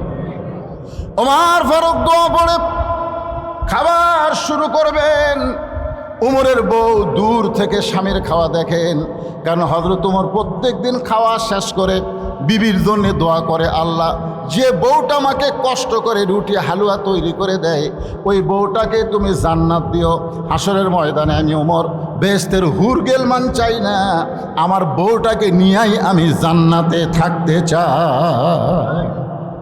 আপনারা বলেন, কোনো স্বামী যদি এইরকম দোয়া করে তাহলে বউ খুশি হবি না বেজার হবি? আর আমরা কি দোয়া করি? আমরা দোয়া করি, আল্লাহ তুমি আমাকে জান্নাত দিও, আল্লাহ জান্নাতে হুর দিও। বউ চিন্তা করে, খেরে জান্নাত চাইলো ঠিক আছে, জান্নাত আবার হুর কি? একদিন স্বামীকে বলছে, স্বামী হুর মানে কি? স্বামী বলছে যে হুর মানে সেই রকম সুন্দরী, তোর মতন বেয়া চাহিদা না। তুই কি মনে করছিস দুনিয়াতে ঠকছি মরার পরে ঠকমকারে? কমপক্ষে 70টা হুর পামরে, 1-1টা হুর সেই বলে পপি শাবনুর কুলাবি না রে। বউ চিন্তা করে, কারেন্ট গেলে আমি পাঁকার বাতাস করি, ফাটা পাওয়াত আমি ভ্যাজলিন দিয়ে দেই, কত কষ্ট করে আমি ভাত পাক করে স্বামীরে খাওয়াই, আর সেই স্বামী আমাক বাদ দিয়ে বেহেশতের হুর চাই। এই স্বামী তো স্বার্থপর স্বামী। একদিন বউ দোয়া করতেছে, আল্লাহ আমাকে জান্নাত দিও, জান্নাতে হুরে দিও। স্বামী কয়, খেরে বউ হুরে কি? বলে হুরে হলো সুন্দর যুবক, তোমার মতন পাও ফাটা না। এখন আপনারা বলেন, স্বামী স্ত্রীর মধ্যে মহব্বত হবে না গন্ডগোল হবে? এই জন্য ওমর ফারুক দোয়া করেছে, আল্লাহ যে বউটা কষ্ট করে আমাকে রুটি হালুয়া তৈরি করে দেয়, আমি দুনিয়া থেকে যখন চলে যাব জান্নাতে, আমার এই বউটাকে আমি জান্নাতে চাই। এই দোয়াটা শোনার পরে ওমর ফারুকের বিবি খুশি হয়ে যায়, নিজের কষ্টের কথা আর মনের মধ্যে রাখতে পারে না। কিন্তু হযরত ওমর আজকে দোয়া পড়ে রুটি ছিঁড়ে যখন হালুয়া মুখে দিবার যাবে, এমন সময় ইন্নাল্লাহা ইয়ামুরুকুম আন তুআদ্দুল আমানাতি ইলা আহলিহা ওয়া ইযা হাকামতুম বাইনান নাস আন তাহকুমু বিল আদল। জোরে বলেন সুবহানাল্লাহ। এমন সময় আল্লাহর কোরআন ওমর ফারুকের সামনে এসে বলে, ওমর তোমাকে ক্ষুধা লাগতেছে আর তুমি খাইতেছো, কিন্তু যাকে কারাগারে বন্দি করেছো সে খাইছে কিনা একটাবার খবর নিয়েছো? সুবহানাল্লাহ জোরে কোন। 3টা খারাপ ওয়াজ করার জন্য যাকে হযরত ওমর জেলখানাত বন্দি করছে, বিবেক বলতেছে, ওমর তুমি ক্ষুধা লাগতেছে আর রুটি হালুয়া খাইতেছো, কিন্তু যাকে কারাগারে বন্দি করছো সে খাইছে কিনা একটাবার খবর নিছো? আল্লাহ কোরআনে বলেছেন, ওয়াইজা হাকামতুম বাইনান নাস আন তাহকুমু বিল আদল, মানুষের ভিতরে তোমাকে যখন উচ্চ আসন দেওয়া হবে, চেয়ারম্যান করা হবে, মন্ত্রী করা হবে, এমপি করা হবে, তখন তুমি খাওয়ার আগে তোমাকে যারা ভোট দিয়ে নেতা বানাইছে তারা খাইছে কিনা একটাবার খবর নেওয়া লাগবে। জোরে বলেন কথা ঠিক? তুমি খাইতে খাইতে গোটা বাংলাদেশ খাইছো। ডক্টর ইউনূস জাতিসংঘের অনুষ্ঠানে গিয়া বলল গোটা বাংলাদেশ ধুয়া করে দিছে। বাংলাদেশের টাকায় 95 বিলিয়ন ডলার এই শালা নেতারা পাচার করছে। জোরে কোন কথা ঠিক কিনা? কথা কন। খাসে তো খাসে, সব পাচার করছে। এরা আবার নেতা। দেখেন কোরআন কি বলতেছে, ওমর ক্ষুধা লাগতেছে আর রুটি হালুয়া খাইতেছ, যাকে কারাগারে বন্দি করছো সে খাইছে কিনা একটাবার খবর নিছ। সঙ্গে সঙ্গে হযরত ওমর রুটি হালুয়া মুখেতে না দিয়া ওইটা টোপলা করে ওই গভীর রাত্রে এশার নামাজের পরে গভীর রাত্রে ওই কারাগারের দরজায় গিয়ে বলতেছে, ভাইজান তোমার জন্য খাবার আনছি, মেহেরবানি করে তুমি খাদ্য খাও।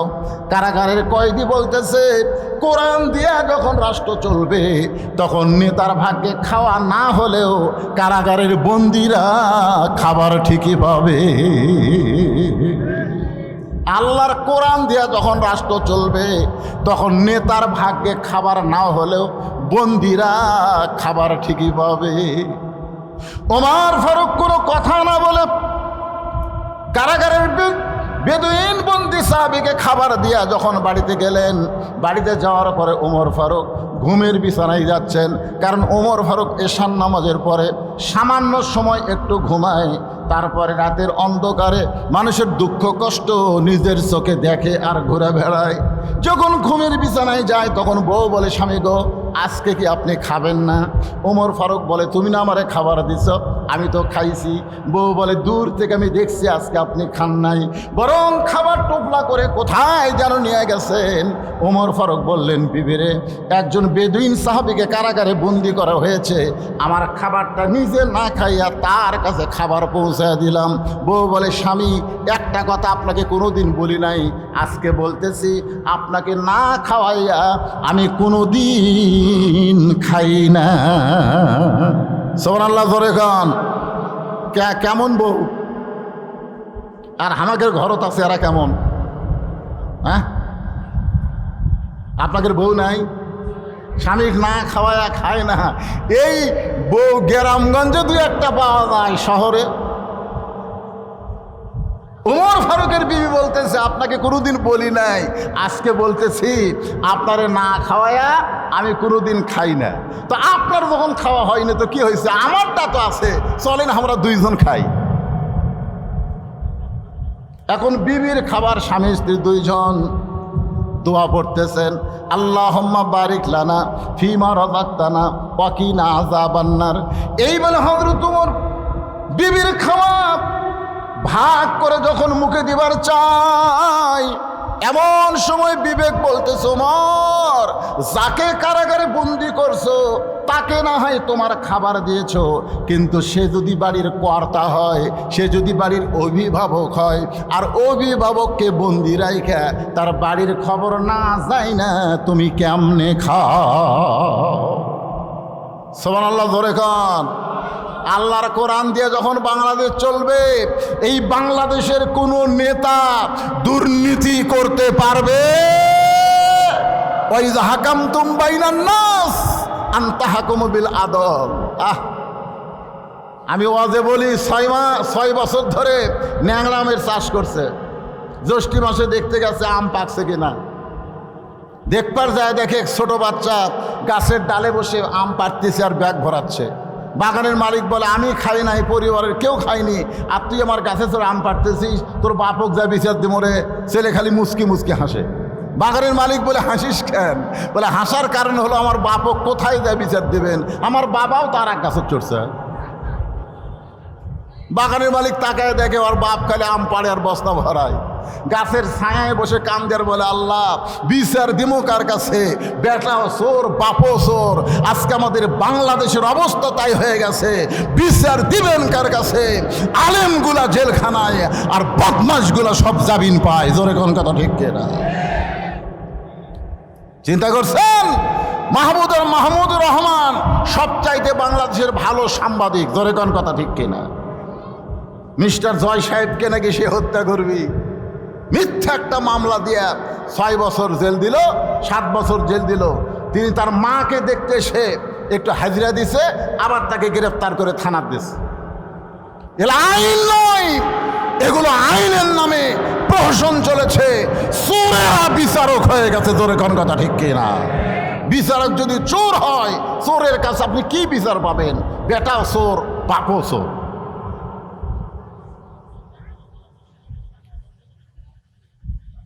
যাকে কারাগারে বন্দি করছো সে যদি বাড়ির অভিভাবক হয়, আর অভিভাবক যদি বাড়ি কারাগারে বন্দি থাকে, তার বাড়ির খবর না নিয়ে তুমি কেমনে খাও? উমর ফারুকের খাওয়া বন্ধ হয়ে গেল। বউ বলতে যে, স্বামী গো আপনি কি খাবেন না? আপনি কি খাবেন না? বলে তুমি খাও, আমার খাওয়া হবে না। বউ বলে কেন খাওয়া হবে না? বলে যাকে বন্দি করছি তার বাড়ির খবর না নিয়ে আমি কেমনে খাই? সঙ্গে সঙ্গে বউ নিজে না খাইয়া ওইটা টোপলা করে স্বামীর হাতে দিয়ে বলতেছেন, যাকে কারাগারে বন্দি করেছেন তার পরিবারের কাছে এই খাবার পৌঁছায়া দেয়। সুবহানাল্লাহটা জোরে বলা লাগবে। আপনারা বলেন তো, মরদ মানুষ যদি জেলখানায় বন্দি থাকে তাহলে বাড়িতে কোন মানুষ আছে? হ্যাঁ, কথা কন না কেন? কোন মানুষ?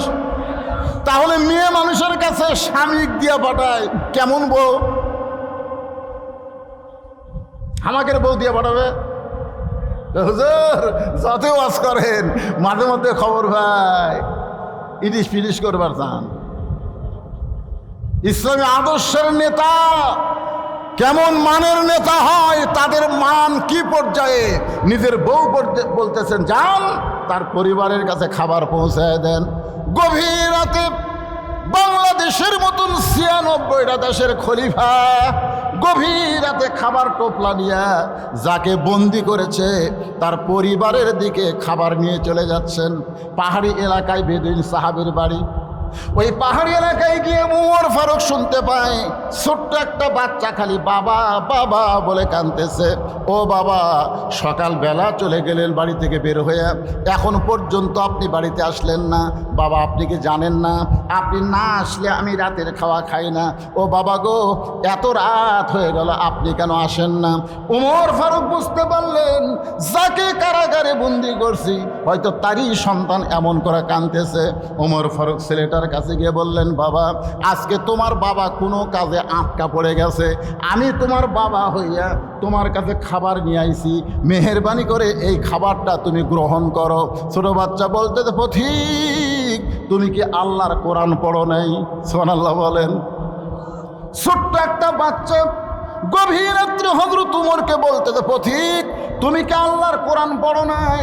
আল্লাহর কোরআন যদি তুমি পড়তে তাহলে তুমি আমার কাছে বাবা হিসাবে উপস্থাপন করতে পারতা না। কারণ আল্লাহ কোরআনে বলেছেন, ওয়াকাযা রাব্বুকা আল্লা তা'বুদু ইল্লা ইয়াহু ওয়া বিল ওয়ালিদাইনি ইহসানান। আল্লাহর পরেই সন্তানের কাছে হলো বাপ মা। জোরে কোন সুবহানাল্লাহ। আল্লাহর পরেই সন্তানের কাছে হলো বাপ মা। এই বাপ মা হলো যেই বাবা তাকে জন্ম দিছে। আমার জন্ম দেওয়া বাবা ছাড়া দুনিয়ার কাউকে আমি বাবার জায়গায় আসন দিতে পারি না। সুবহানাল্লাহ জোরে কোন। দেখছেন আল্লাহর কোরআন দিয়ে যখন রাষ্ট্র চলবে তখন কেল্লা বাবা, দয়াল বাবা, গাজা বাবা, খাজা বাবা, এক বাবাও বাংলার জমিনে থাকবে না। জোরে কোন কথা ঠিক কি না? তোরে এত বাবা লাগে কেন? একটা ছোট্ট বাচ্চা উমরকে বলতেছে, পথিক তোমার ভিতরে কি আল্লাহর কোরআন নাই? তুমি আমার বাবা হবার চাও? আমাকে যে জন্ম দিয়েছে ওই বাবা ছাড়া আমার কলিজার মধ্যে অন্য কোনো বাবার জায়গা নাই। যদি খাবার চাই ওই বাবার সঙ্গেই খাবো, দুনিয়ার কারো খাবার আমি গ্রহণ করব না। সঙ্গে সঙ্গে হযরত ওমর ওই ছোট বাচ্চাকে কাঁধে করে নিয়ে বন্দি সাহাবীর জেলখানার দরজায় পৌঁছায় দিলে। ওমর ফারুক বললেন, ওই ঘরের মধ্যে তোমার বাবা। ছেলেটা দৌড়ে গিয়া দরজার সামনে গিয়া তাকায় দেখে ভিতরে খাঁচার মধ্যে ময়না পাখি বন্দি হয়ে আছে। খাঁচার মধ্যে কি পাখি? ময়না পাখিরা কোথায় থাকে? আর কাউয়া খালি কা কা করে আর কয় খেলা হই কে রে কাউয়া তোর মাজা ভাঙ্গা, তুই খেলবো কেমনি রে? তোর এখন কথা ঠিক কি না রে কাউয়া রে? হ্যাঁ, কাউয়া কইল বলাবো না, দরকার হলে ঠাকুর গাঁয়ের ফখরুলের বাড়ি যাব। জনগণ মনে করতে যে কাউয়া ফখরুল সাহেবের বাড়িতে আছে। কাউয়া ময়না পাখি 50 বছর কোরআনের তাফসীর করেছে। ধরে বলেন কথা ঠিক কিনা? ময়নারে তোমরা খাঁচাই বন্দি করে থুয়া কাউয়ারে তোমরা ছাড়া দিছে। কাউয়া আমি যে বলবো কারে ছাইড়া দিছে আপনার জোরে বলবেন কাউয়া, বলতে পারবেন না ভাই?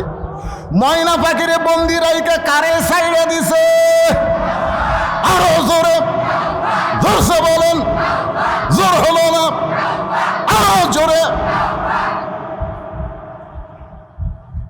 কাউয়া, এবার বুঝছি কাউয়ার খবর কি। এ ওয়াজ খালি এই আপনাকে এলাকার থাকতেছে রে, ওয়াজ গোটা বিশ্ব রিলে হচ্ছে। তোর এখন ঠিক না? কাউয়া যেটি বলে থাক, কাউয়া যেটি থাক, শুনবার ভাবি কে রে? ওরে বাবা রে।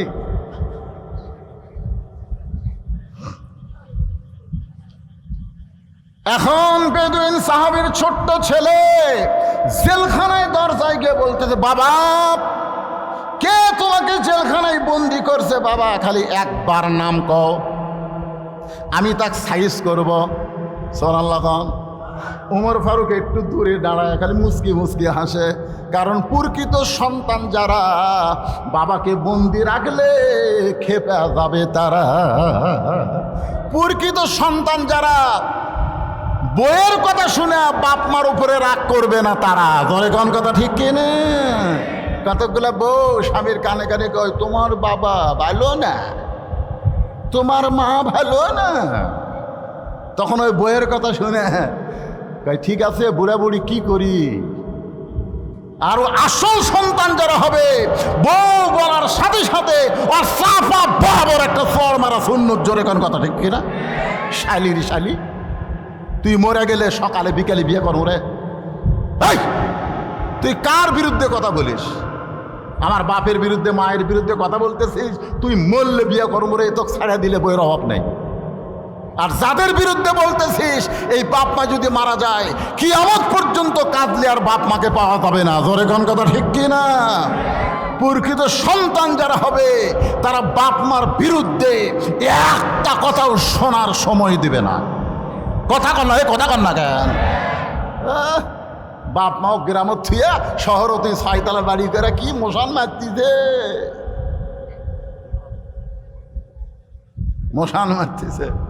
বাবা অসুস্থ, এখন সেই 5 ফিট থেকে বগুড়া তাইছে।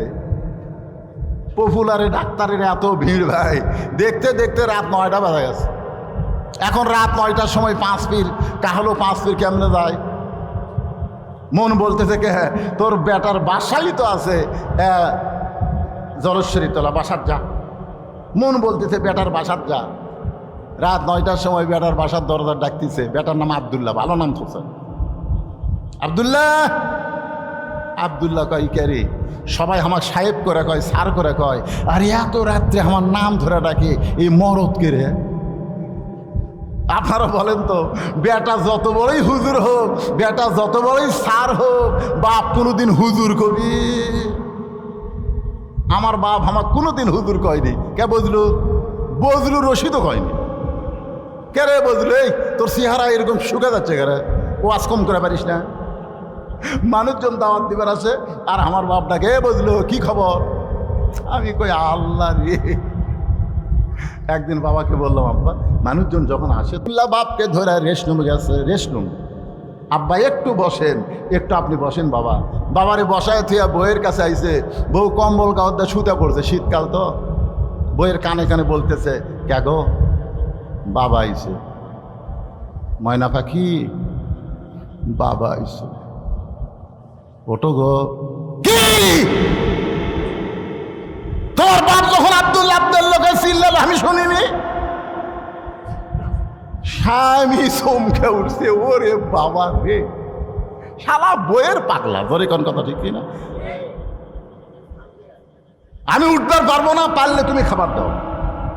বাবক যা বলতেছে, আব্বা, বাপ বলতেছে আমার পেট ভরাই আছে। তুই কি মনে করছিস আমি না খেয়ে আছি? খালি থাক পেট ধরে, সকাল হলি চলে যাবো। বাপ বুঝবার পারছে ওর বইয়ের ভক্তই, বইয়ের ভক্ত, গাঁড়িয়ার জাত। জোরে কোন কিসের জাত? গাঁড়িয়ার জাত, বইয়ের ভক্ত। বাপ বুঝবার পারছে খালি থাক পেট ধরে, যাওয়ার যদি গাড়ি থাকতো তোর বাড়ি থেমে আসতাম। বেটা কইছে, আব্বা তাহলে ওই ঘরে শোতেন। বাবা ঘুমায় গেছে। রাত 11টার সময় বইয়ের ভাই শালা, কয়টার সময়? 11টার সময় ডাকতে দেয়, শেফালি আপা। আব্দুল্লাহ শুতে আছে, শেফালি কম্বল ফেলে দেয়, মারছে লাভ। স্বামী তাকায় দেখে কম্বল আছে, বউ নাই। মানে বউ আসা গেট খুলে বলতেছে, হ্যাঁ ভাই এত রাত্রে কেন? বলে ক্যারাম বোর্ড খেলতে খেলতে ঘড়ি দেখিনি, 11টা বাজছে, সুত পার চাই। বোন বলে, খবরদার, তুই না খায় শুতলে আমার চোখে ঘুম ধরবি। বস। ডাইনিং টেবিলের চেয়ারে বসায় দিয়া ভাত গরম, মাছ গরম, সব গরম করে ভাইয়ের সামনে দিয়া বলতেছে, খা ভাই, খা ভাই, তুই না খাইলে আমার কলজার শান্তি নেই। আব্দুল্লাহ কয়, 9টার সময় আর বাপ আছে, তোকে চেতন করা যায়নি। আর 11টার সময় ভাইয়ের সামনে খা ভাই, খা ভাই। বার হয়ে দেখে 5 তরকারি গরম ভাত, শালার মাথার বইয়ের হাত। কয় তরকারি? 5 তরকারি গরম ভাত, শালার মাথার বইয়ের হাত। আব্দুল্লাহ আস্তে আস্তে বাবা যেই ঘরে ঘুমাই, ওই ঘরের জানলার কাছে গিয়া 0 বাল্বে বাবার শুকনা মুখ দেখতে পায়। বাবা মুখটা শুকনা করে ঘুম পাড়তেছে। আব্দুল্লাহর চোখ দিয়ে দর দর করে পানি পড়তেছে। যে বাবা না খাইয়া গ্রামের জমি বিক্রি কইরা আমাকে লেখাপড়া করে সাহেব বানাইছে, আজকে সেই বাবা না খাইয়া ঘুম পাড়তেছে। আর আমার বইয়ের ভাই শালার সামনে 5 তরকারি গরম ভাত। আমার কি করার কিছুই নাই? আমার কি করার কিছুই নাই? আল্লাহর কোরআন সামনে দাঁড়ায় বলতেছে, তুই যদি বেটা হোস, প্রকৃত সন্তান হোস, বাপের মুখের দিকে তাকালে একটা কবুল হজের সোয়াব। ধরে গান সুবহানাল্লাহ। আল্লাহ কোরআনে বললেন, ওয়াকাযা রাব্বুকা আল্লা তা'বুদু ইল্লা ইয়্যাহু ওয়া বিল ওয়ালিদাইনি ইহসানা। বিবেক জাগ্রত হয়ে বলতেছে, আব্দুল্লাহ, ওয়া আমিলুস সালিহা, একটা নেক আমল কর। আব্দুল্লাহ বলতেছে, কি নেক আমল কর্ম? বিবেক বলতেছে, তোর বাড়িতে কি কিছুই নাই? আব্দুল্লাহ চোখ বন্ধ করে দেখে উটি বলা একটা বেলান আছে, উটি বলা একটা বেলান। বিবেক বলতেছে, তোর বউ তো তোর শালা খিলাচ্ছে, তুই আস্তে আস্তে বিলে যেমন ইন্দুর ধরে, এভাবে চুপি চুপি বইয়ের পিছনে গিয়া এমন জায়গার একটা বাড়ি মারবো, যেটি বাড়ি মারলে পুলিশকে দেখাবার পারবি না, কোনো নেতাকেও দেখাবার পারবি না। একের মিডল পয়েন্ট একটা বাড়ি মারবো,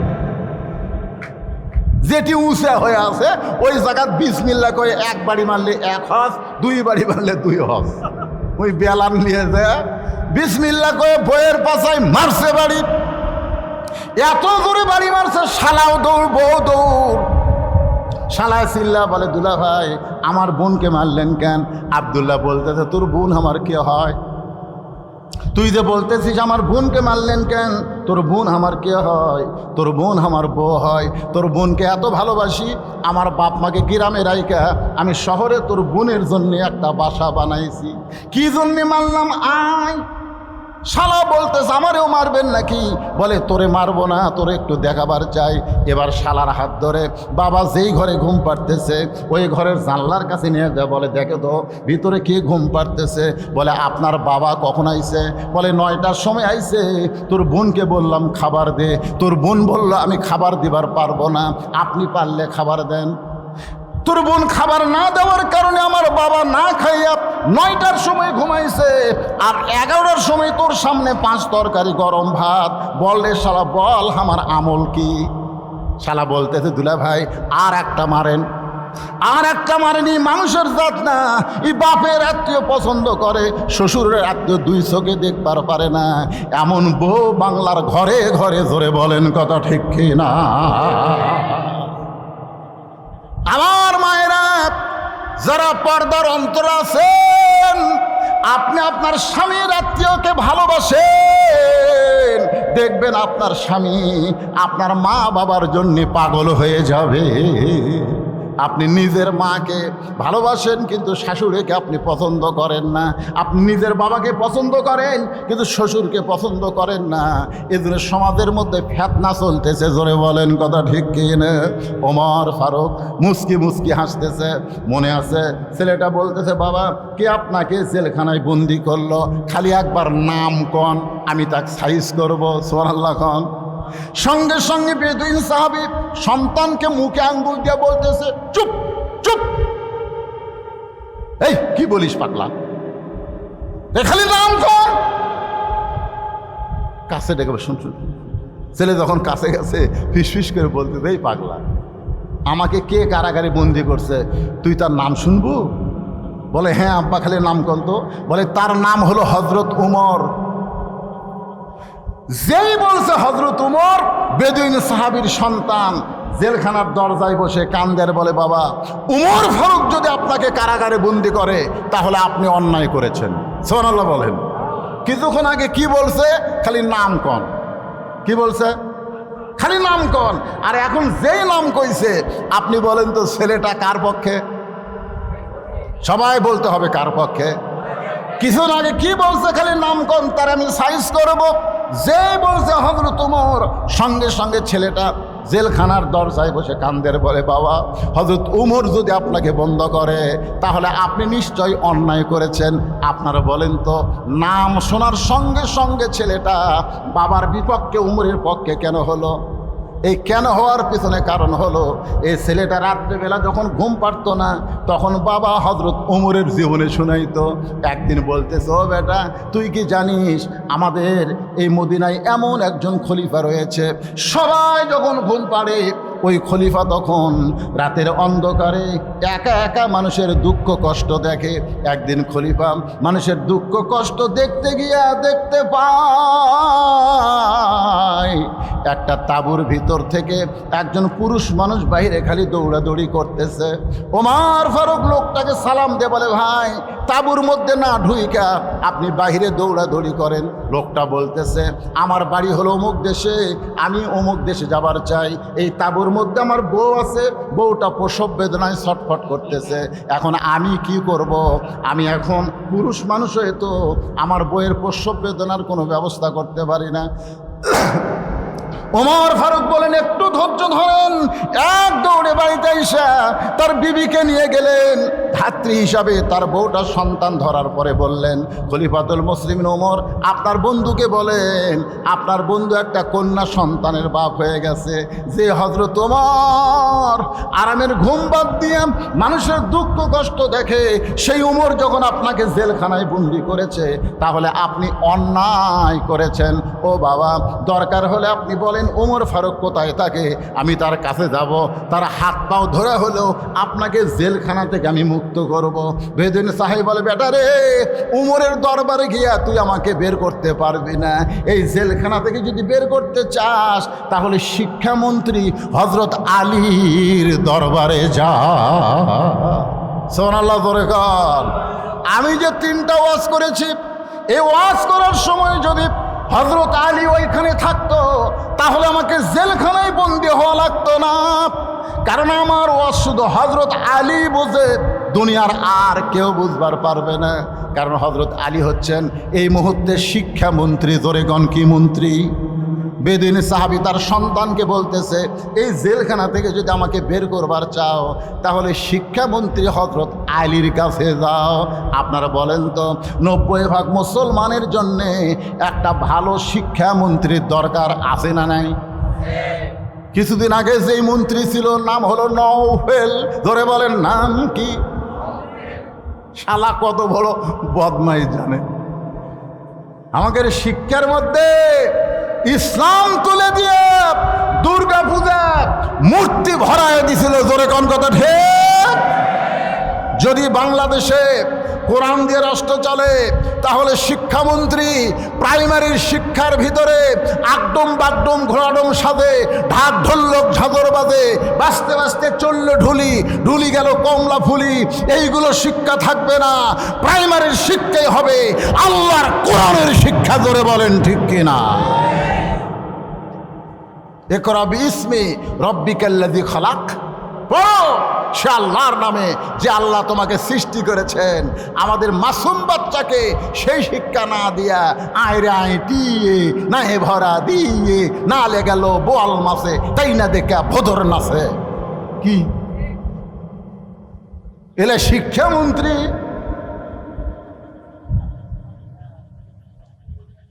কথা বলেন, এটা কি হিন্দুর দেশ না মুসলমানের দেশ? আরে ভাই, কথা হক কথাটা বলা লাগবে। হিন্দুর দেশ না মুসলমানের দেশ? তাহলে শিক্ষামন্ত্রী কেমন যোগ্যতা হওয়া লাগবে? উমর ফারুক যখন মদিনার খলিফা ছিলেন ওই সময় শিক্ষামন্ত্রী ছিলেন হযরত আলী। সুবহানাল্লাহ খান। বেদিন সাহাবী কি বলতেছে? আমাকে যদি জেলখানা থেকে বের করবার চাও তাহলে খলিফার কাছে দেওয়া লাভ নাই, শিক্ষামন্ত্রীর কাছে দাও। বেদিন সাহাবীর ছোট্ট ছেলে শিক্ষামন্ত্রীর বাড়ির দিকে রওনা দিলেন। বাড়ির কাছে গিয়ে দেখে দুইটা যুবক দাঁড়ায় আছে, চাঁদের চাইতেও সুন্দর, নাম হলো হাসান আর হোসাইন। সবাই সুবহানাল্লাহ করলেন না? মরা গেলে বুঝবেন, মরা গেলে বুঝবেন।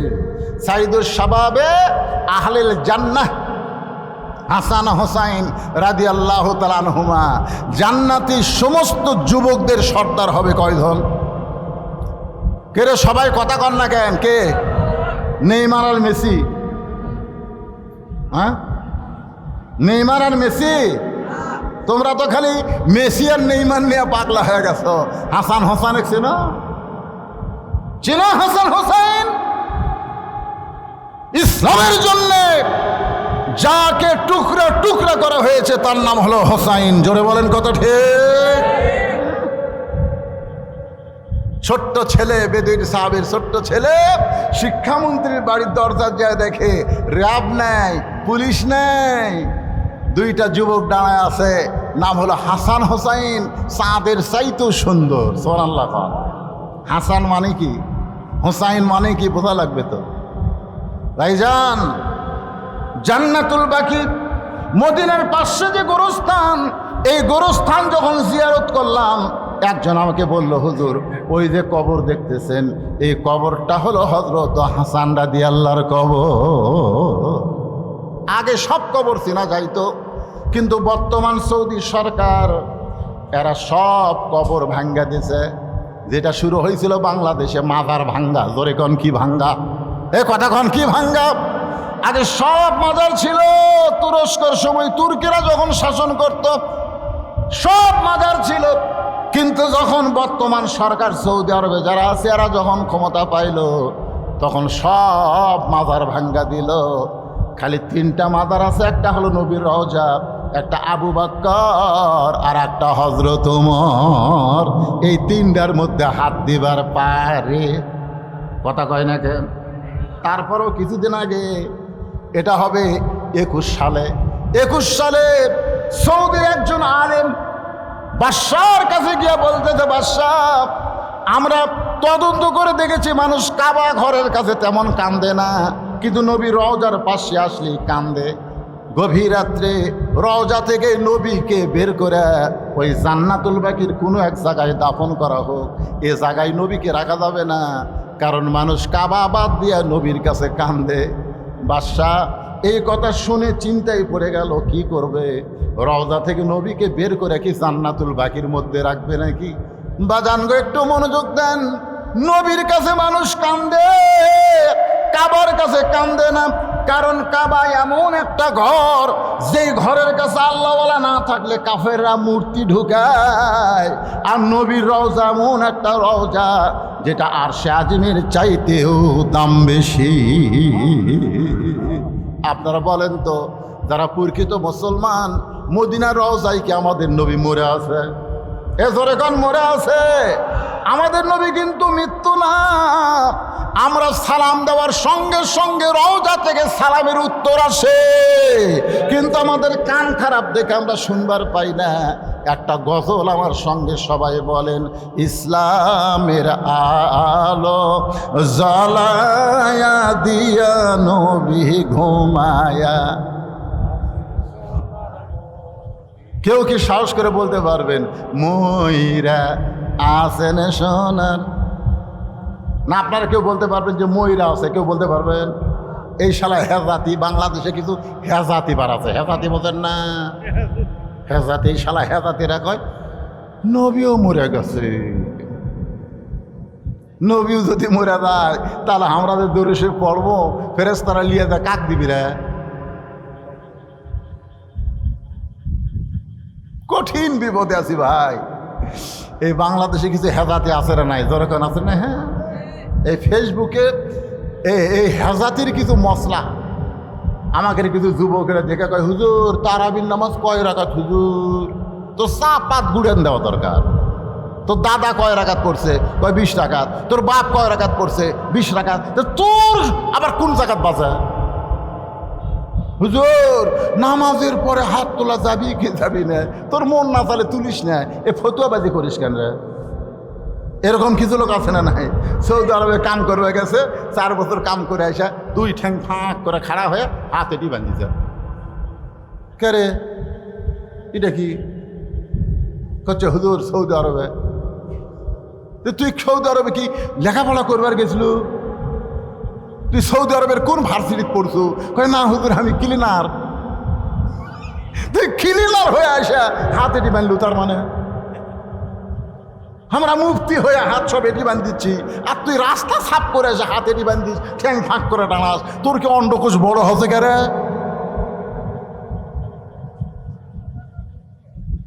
কি হাসতেছেন কেন? এরকম ফেতনা বাদ আছে না নাই? তোর এরাই ফেতনা, এরাই ফেতনা।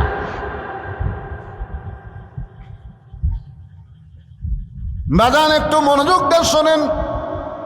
শিক্ষামন্ত্রীর বাড়ির দরজায় গিয়ে হাসান আর হুসাইন ছেলেটা সালাম দিয়ে বলতেছে, শিক্ষামন্ত্রীর সঙ্গে আমি দেখা করবার চাই।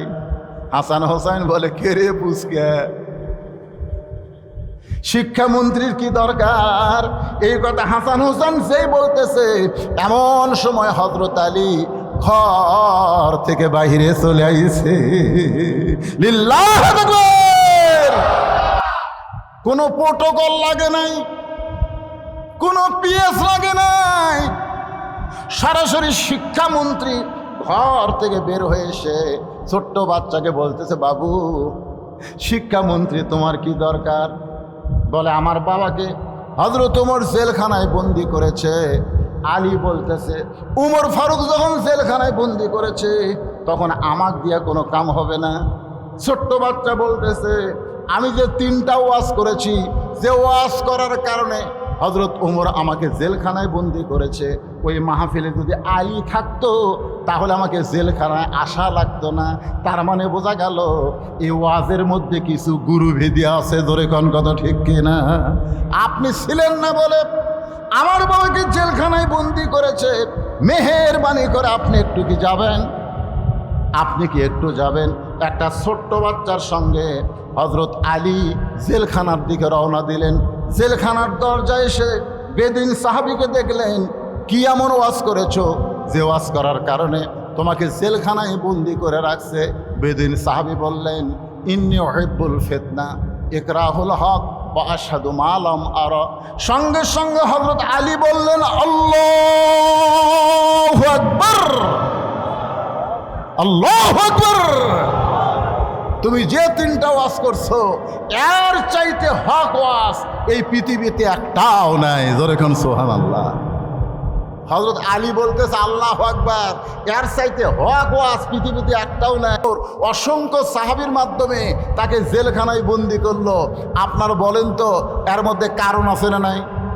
কি কারণে উমর ফারুক জেলখানায় বন্দি করলো, আর কোন কারণে হযরত আলী আল্লাহু আকবার তাকবীর দিয়ে বলতেছে এর চাইতে হক ওয়াজ আর পৃথিবীতে একটাও নাই? এটাকে আপনারা শুনবেন? আমি আল্লাহর কোরআন থেকে আপনাদের শোনাবো। কারা কারা শুনবেন? দুই হাত একটু আল্লাহকে দেখান ভাইজান। লিল্লাহি তাকবীর। হাত নামান। আপনারা কিন্তু হাত তুলে শুনবার চাচ্ছেন, এখন না শুনে ওদের কেউ ধরে মুরব্বী নাকি?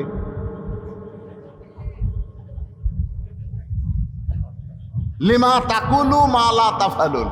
আপনারা বলেন তো এই আয়াতের অর্থ কি? এই আয়াতের অর্থ হলো কথার সাথে কামের মিল নাই। আপনারা হাত তুলে ওয়াদা দিলেন আপনারা সবাই শুনবেন, এখন না শুনে যদি কেউ ওঠেন উনি টাটকা মুনাফিক। এজোরে কান কি মুনাফিক? তাহলে আপনাকে শোনা লাগবেই। এখন আপনারা কন আপনাকে বলা লাগবে কি? আমাকে বলা লাগবে না? তাহলে আমি বলবই এ ওয়াদা করলাম। এখন আপনারা বলেন আমরা শুনবই এ ওয়াদা করলাম। আর কথা কয় না, শুনবেন না? মাশাআল্লাহ। আজকে তো আর আমার এই ওয়াজের পরে তো আর কোনো ওয়াজ নাই যে টানাটানি করে দৌড় মারা লাগবে। ভাইজান পিছনে অনেক আল্লাহর বান্দারা দাঁড়ায় আছে। আমি যখন ওয়াজে উঠছি তখন বাজে ঘড়িতে 10টা। ধরে কোন কয়টা? এখন বাজতেছে 11:30। আমি একটানা 1.5 ঘন্টা ওয়াজ করে 5টা মিনিট এতিমখানার জন্যে আপনাদের কাছে কোরআন শরীফ আদায় করব। কোরআন শরীফ এই মাদ্রাসায় 100টা কোরআন শরীফ আপনাকে দেওয়া লাগবে। একটা কোরআন মাত্র 500 টাকা। আপনি 500টা টাকা দিবেন, একটা কোরআন দানের সওয়াব আল্লাহ আপনার বাপ মার কবরে দিয়ে দিবে। আর বাপ মা যদি বাঁচা থাকে আল্লাহ হায়াত দারাজ করে দিবে। মাত্র 500টা। কেউ যদি মনে করেন হুজুর আমার বাপ মা দুইজনে মারা গেছে, আমি 2টা কোরআন শরীফ 1000 টাকা দেবো, তাহলে আপনি দিবেন। কেউ যদি মনে করে হুজুর আমি 10 কোরআন শরীফ আপনার দেবেন, আজকের আদায় শুধুই কোরআন শরীফ। সর্বোত্তম কোন আল্লাহর বান্দা কোরআন শরীফ বাবদ 500টা টাকা এতিমখানা মাদ্রাসায় দান করবেন। একটু আসেন। আর সাইড দিয়ে মাদ্রাসার যারা হিতাকাঙ্ক্ষী আছে তাদেরকে আমি বলবো, অনেকে আছে কোরআন শরীফ দেওয়ার মতন 500 টাকা তাদের পকেটে নাই। যাদের নাই তাদের কাছে আপনারা ব্যাগ নিয়ে যাবেন, 10 টাকা, 20 টাকা, 50 টাকা, 100 টাকা, যে যা পারবেন আল্লাহর হস্তে। আজকের এই মাহফিলে এই মাদ্রাসার সভাপতি সাহেব আগেই দান করছে। সহসভাপতি একজন না কয়জন? 5 জন দিছে। তারা না আমার কাছে থাক, এরা কেউ দেয়নি। চশমা ছাড়া আমার দেখা কঠিন পারে। লিল্লাহি তাকবীর। সেক্রেটারি সাহেব 2000 যে হারে থুকবে দিন এলা আমাকে শুনে আমাকে গ্রামগঞ্জে যে মাদ্রাসা না, এই গ্রামগঞ্জের মাদ্রাসা সেক্রেটারি 10-20 হাজার টাকা দেয়। আর এলা শহর ওদের কি বুঝতে পারছি না রে।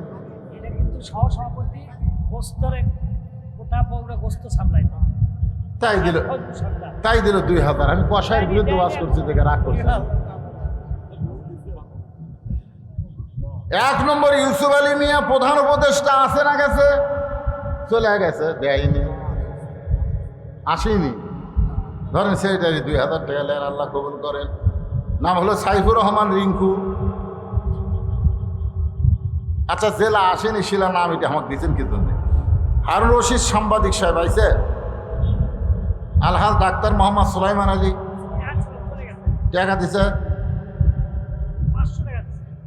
মোহাম্মদ ইমদাদ হোসেন জেহাদি, মোহাম্মদ আবিদুর রহমান খান চৌধুরী, জনাব বাদল মণ্ডল, কমিটির সদস্যবৃন্দ হামিদুল হক রতন সভাপতি, ইমাম মৌলানা আবু রাজি, জনাব মোহাম্মদ ইনাল হক রঞ্জু, জনাব মোহাম্মদ মাসুম চৌধুরী, আলহাজ মোহাম্মদ ফজলু সর্দার, জনাব মোস্তাফিজুর রহমান সানা, আলহাজ আব্দুল হাই বুলবুল, জনাব মোহাম্মদ আশরাফুল ইসলাম, জনাব খন্দকার রেজাউল হক, জনাব মিনার হোসেন, জনাব মাহবুবুর রহমান বুল্লা, আনিসুর রহমান আনিস, জনাব আজাদুর রহমান আসাদ, আলহাজ মমতাজ উদ্দিন, জনাব মোহাম্মদ আলমগীর হোসেন, মোহাম্মদ আব্দুল হামিদ মন্টু, জনাব হারুন রশিদ রতন, জনাব রেজাল করিম রেজা, জনাব মোবারক হোসেন, জনাব রাসেল খান, একেবারে জিব্রাইল। এগুলা খালি নাম দিছেন, কাম হলো না? দিছে? ও আচ্ছা আচ্ছা, দিছে দিছে, যাই হোক, চাল দিছে, ডাল দিছে, দিছে তো। আর আদায় না, এখন চলে যাব আলোচনা। এই আলোচনার আগে সবাই একটু জিকির করে মনটা একটু ফ্রেশ করে নেন। লা ইলাহা ইল্লাল্লাহ, লা ইলাহা ইল্লাল্লাহ, লা ইলাহা ইল্লাল্লাহ, লা ইলাহা ইল্লাল্লাহ মুহাম্মাদুর রাসূলুল্লাহ সাল্লাল্লাহু আলাইহি সাল্লাম। সঙ্গে সঙ্গে ছোট বাচ্চা হযরত আলীর হাত ধরে বলতেছে, হযরত আলীর মতন শিক্ষামন্ত্রী যদি আমার বাবার পক্ষ নেয়, দুনিয়ার কোনো উমর আমার বাবাকে জেলখানায় বন্দি রাখতে পারবে না। সুবহানাল্লাহ বলেন। আপনারা কি মনে করেন হযরত আলীর এলেম বেশি না কম? কেমন বেশি? আনা মাদিনাতুল ইলমে ওয়া আলী বাবুহা। রাসূল বলেছেন, আমি হলাম এলেমের শহর, আলী হচ্ছে তার দরওয়াজা। সব ধরনের এলেম হযরত আলীকে আল্লাহ দিয়েছেন, যার কারণে শিক্ষামন্ত্রী। তোরে কোন সুবহানাল্লাহ। হ্যাঁ, খালি এক ধরনের এলেম নিয়ে তুমি শিক্ষামন্ত্রী হও, যার কারণে জেনারেল শিক্ষার দাম হয়, আর হাফেজি মাদ্রাসা এতিমখানা ভিক্ষা করে চালান লাগে। জোরে কোন কথা ঠিক কিনা? শিক্ষামন্ত্রীর মধ্যে যদি কোরআনের শিক্ষা থাকতো, তাহলে প্রাইমারির আগে এইগুলা মাদ্রাসার মূল্যায়ন হতো। জোরে কোন কথা ঠিক কিনা? প্রাইমারি শিক্ষা করা হলো নফল, আর কোরআন শিক্ষা করা হলো ফরজ। ভাগ্য খারাপ, আমরা যদি আল্লাহর কোরআনের সমাজ পাই, তখন বুঝবো শিক্ষামন্ত্রী কারে করে অপরকে কোরআনের শিক্ষা দেয়। এখন ছোট বাচ্চা হযরত আলীর হাত ধরেছে। হযরত আলী উমর ফারুকের দরবারে, উমর ফারুক মেম্বরে বসেছিলেন। মেম্বর থেকে দাঁড়িয়ে বললেন, ওগো আল্লাহর শিক্ষামন্ত্রী। সুবহানাল্লাহ বলেন। কার শিক্ষামন্ত্রী? ওগো আল্লাহর শিক্ষামন্ত্রী, আপনি কেন আমার কাছে আইছেন? আমি ওমরকে ডাকলে আমি আপনার কাছে যাইতাম। সুবহানাল্লাহ। কারণ আল্লাহ নবীর পরে হযরত আলীকে প্রত্যেকটা সাহাবী ওস্তাদের মতন সম্মান করতেন। আপনারা বলেন তো, ইসলামে ওস্তাদের সম্মান কম না বেশি?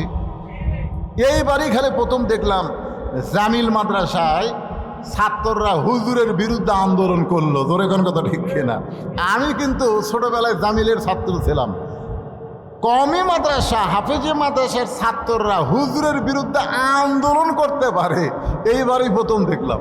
মানে আমাদেরকে এমন শাসন এবং শিক্ষা দেওয়া হয়েছে যে আমরা সম্মানের ক্ষেত্রে হুজুরের চেহারার দিকে তাকায় কথা বলতে পারিনি, সবসময় কথা বলেছি নিচের দিকে তাকায়া। কারণ ইসলামে ওস্তাদের সম্মান আছে। জোরে কোন কথা ঠিক? কথা কন না কেন? কথা কন। এটা আইজুল হক কলেজের শিক্ষক না, ছাত্র না। মাঝে মধ্যে ছাত্র শিক্ষককে ধাবার দেয়। জোরে কোন কথা ঠিক কিনা ভাইজান? ইসলামে ওস্তাদের সম্মান, যার কারণে হযরত ওমর বলতেছেন, আপনি কেন কষ্ট করে আমার কাছে আইছেন? আমি আপনার কাছে যাইতাম। এটা হযরত ওমর বলার সঙ্গে সঙ্গে ওই ছোট্ট ছেলেটা এক দৌড়ে গিয়া ওমর ফারুকের কপালে চুমা খাইছে। কোন ছেলে? কোন ছেলে? ওই বেদুইন সাহাবী যাকে কারাগারে বন্দি করছে, তার ছেলে উমর ফারুকের কপালে চুমা খায় বলতেছেন, আপনার মতন মহামানব আমি দুনিয়াতে দেখি নাই। রাতের অন্ধকারে যখন কান্না করেছিলাম তখন আপনিই তো আমাকে কান্দে করে আমার বাবার জেলখানার দরজা পর্যন্ত পৌঁছায়া দিছেন। সুবহানাল্লাহ খান। আচ্ছা, এই ছোট্ট ছেলেকে কান্দে করে জেলখানার দরজায় কে পৌঁছায় দিছে? ছেলেটা এখন কি করবে? একবার হযরত আলীর দিকে তাকায়, আরেকবার উমর ফারুকের দিকে তাকায়। এমন সময় হযরত আলী বলতেছে, আমির আল মুমিনিন, এই সন্তানের বাপকে আপনি জেলখানায় বন্দি করেছেন। ওমর ফারুক বলে, আলী রে, এমন 3টা ওয়াজ করেছে যে ওয়াজটা ইসলামে জায়েজ নাই। অনেক সাহাবী তার উপরে রাগ করেছিল। আমি গণপিটুনি থেকে বাঁচানোর জন্যে তাকে জেলখানায় বন্দি করলাম। যেরকম গণপিটুনি থেকে বাঁচানোর জন্যে সেনাবাহিনীর প্রধান উনি 600 কয়েকজনকে বন্দিকে রাখছিলেন। জোরে কোন ঠিক কিনা? তাহলে এ ওবায়দুল কাদেরও কিন্তু ছিল, কাউও ছিল, কিন্তু কাউ একটা সব ছিল। বুঝলাম না, হাসান মাহমুদ ধরা পড়ল। আবার কিছুদিন পরে শুনলাম ওই বাহির দেশে ঘুরতে যায়। বুঝবার পারতেছি না ভাই রে, কি যে হবি রে। আমরা যে হাসিনার বিরুদ্ধে এত ওয়াজ করতেছি, আবার কি হাসিনা চট করে ঢুকেই নাকি? মাথা খেলতেছে না, এরা কি করবি? আজ পর্যন্ত হাসিনার প্রেসিডেন্ট থুয়ে দিছে। তোরে কোন কথা ঠিক না? বাবা সুপ্পু এখনো ক্ষমতায় বসে আছে। আয় রে, মাথা ঘোরে। আল্লাহ, কি যে হবি রে। তবে আমি বলতেছি, বিএনপি আর জামাত ফেতনা না করে যদি এক হয়ে সামনে নির্বাচন করে, 15-20 বছরে আওয়ামী লীগের নাম নেওয়ার মতো মানুষ বাংলাদেশে থাকবে না। ধরে নাম নেওয়ার মতন মানুষ খুঁজে পাওয়া যাবে না। কিন্তু এই দুটার মধ্যে এই বিচ্ছিন্ন করতেছে একদল ষড়যন্ত্রীকারী। ধরে কোন কথা ঠিক কিনা ভাই? মাঝে মধ্যে চিন্তা করে, আবার কি ঠান্ডাবাদী করি নাকি, মাঝে মধ্যে চিন্তা হয়। কি ভাবতেছেন? বলা যায় না। 200-র উপর খুনের কেস করা হয়েছে, খালি ঢুকে দেখো। তবে ভাই, আমাদেরকে বিচ্ছিন্ন হলে চলবে না, আমাদেরকে এক হওয়া লাগবে। জোরে বলেন ঠিক কিনা? আল্লাহর বান্দার একটু মনোযোগ দেন। জনগণের গণপিটুনি থেকে বাঁচানোর জন্য এই সন্তানের বাপকে আমি জেলখানায় বন্দি করে রাখছি। এমন 3টা খারাপ ওয়াজ করছে। আলী বলতেছে, কি 3টা ওয়াজ করেছে? ওমর ফারুক বললেন, 1 নম্বর হলো ইন্নী উহিব্বুল ফিতনা, আমি ফিতনাকে মহব্বত করি। হযরত আলী বলতেছেন, লোকটা তো ঠিকই বলেছেন। আল্লাহ কোরআনে বলেছে, ইন্নামা আমওয়ালুকুম ওয়া আওলাদুকুম ফিতনা, নিশ্চয় সম্পদ আর সন্তান হলো বিপদের কারণ। এরপরেও দুনিয়ার তামাম মানুষ সম্পদ আর সন্তানকে মহব্বত করে। কথাটা তো বেদিন সাহাবীর না, কথাটা কার? আরো জোরে বলেন। কি বলছে আল্লাহ? ইন্নামা আমওয়ালুকুম ওয়া আওলাদুকুম ফিতনা। আপনারা বলেন তো, সম্পদ আর সন্তান এগুলা কি মহব্বতের জিনিস না? কতক্ষণ সন্তানকে আপনি মহব্বত করেন না? কিন্তু আল্লাহ বলেছেন ফিতনা। বেদিন সাহাবী তার সন্তানকে মহব্বত করে, এই কারণেই বলেছে আমি ফিতনাকে মহব্বত করি। সে তো নিজের কথা বলে নাই, সে তো আল্লাহর কোরআনের কথাই বলেছে। ওমর ফারুক বলে, আলী ভাই, আমি তো বুঝবার পারি নাই। লোকটা 2 নম্বর ওয়াজ করেছে, ইকরাহুল হক, আমি হককে পছন্দ করি না। আলী বলতেছে, লোকটা তো ঠিকই বলেছেন, জাত সাকারাতুল মাউত হক, প্রত্যেকটা মানুষের জীবনে মৃত্যু হক, এরপরে মৃত্যুরে কেউ পছন্দ করে না। আপনারা বলেন তো, মৃত্যু কি আমাদের জীবনে সত্য না মিথ্যা? আল্লাহ কোরআনে বলেছেন, জাত সাকারাতুল মাউতু হাক্কুন, মৃত্যুটা আমাদের জীবনের হক। তারপরে আমরা কেউ মৃত্যুরে পছন্দ করি? কথা কন না কেন? ভাই, আপনারা মৃত্যুরে পছন্দ করেন? স্বামীর ক্যান্সার রোগ হয়েছে, এখন বউ খালি সামনে কান্দের বলে, আল্লাহ আমার স্বামীর মৃত্যু আমাকে দাও, স্বামীর হায়াত আমাকে দাও, আমার হায়াত স্বামীকে দাও। কারণ 1 মাস পরই স্বামী মরবি, তারপরে বউ বলতেছে, আল্লাহ আল্লাহ আমার স্বামী বেঁচে থাক, আল্লাহ আমি মরে যাই। স্বামী কয়, আল্লাহ ভাগ্য করে আমার একটা বউ পাইছি রে। রাত্রেবেলা স্বামী স্ত্রী যখন ঘরের মধ্যে ঘুমাইছে, ওই ঘরে বাড়িতে একটা আড়িয়া গরু আসছিল। জোরে কন কি গরু? আড়িয়া গরু। দড়ি ছেঁড়া হয়ে বাড়ির বার হয়েছে, গেট বন্ধ। গোটা বাড়ি খুঁজে দেখে বারান্দায় সিলভারের পাতিল, তার তলে হলো সিটিয়াল আলি। এখন সিটিয়াল আলি খাবার চাই, কিন্তু হাতত পায় না।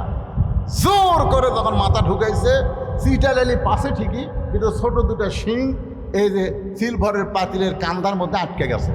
সিটিয়াল আলি খাওয়ার পরে মাথা ঝোঁকায়, কিন্তু পাতিল আর মাথা ছাড়ে না।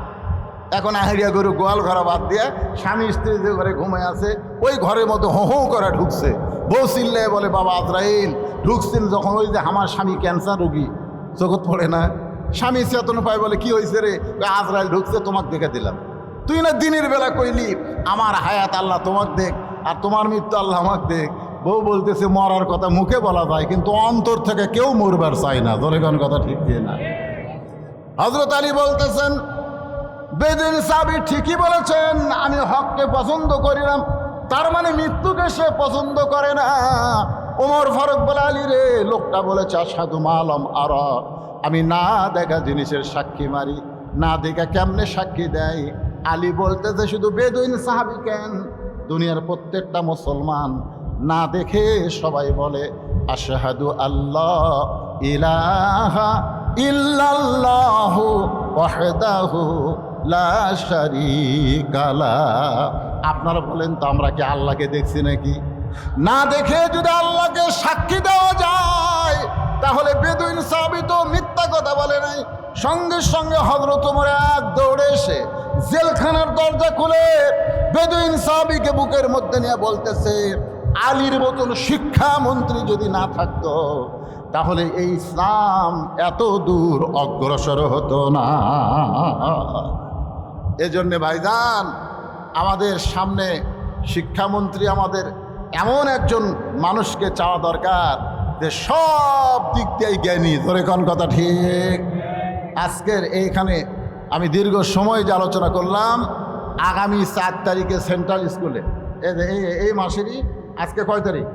1 তারিখ। 4 তারিখে মাগরিবের নামাজের পর এশা পর্যন্ত আমার আলোচনা আছে।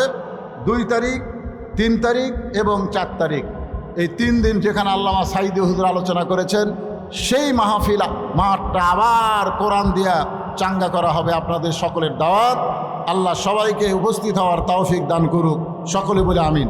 কেউ যাবেন না, দোয়াটা করে যান। একটা দোয়া করি আমরা, আস্তাগফিরুল্লাহ আল্লাযী লা ইলাহা ইল্লা হুয়াল হাইয়ুল কাইয়্যুম ওয়া আতুবু ইলাইহি।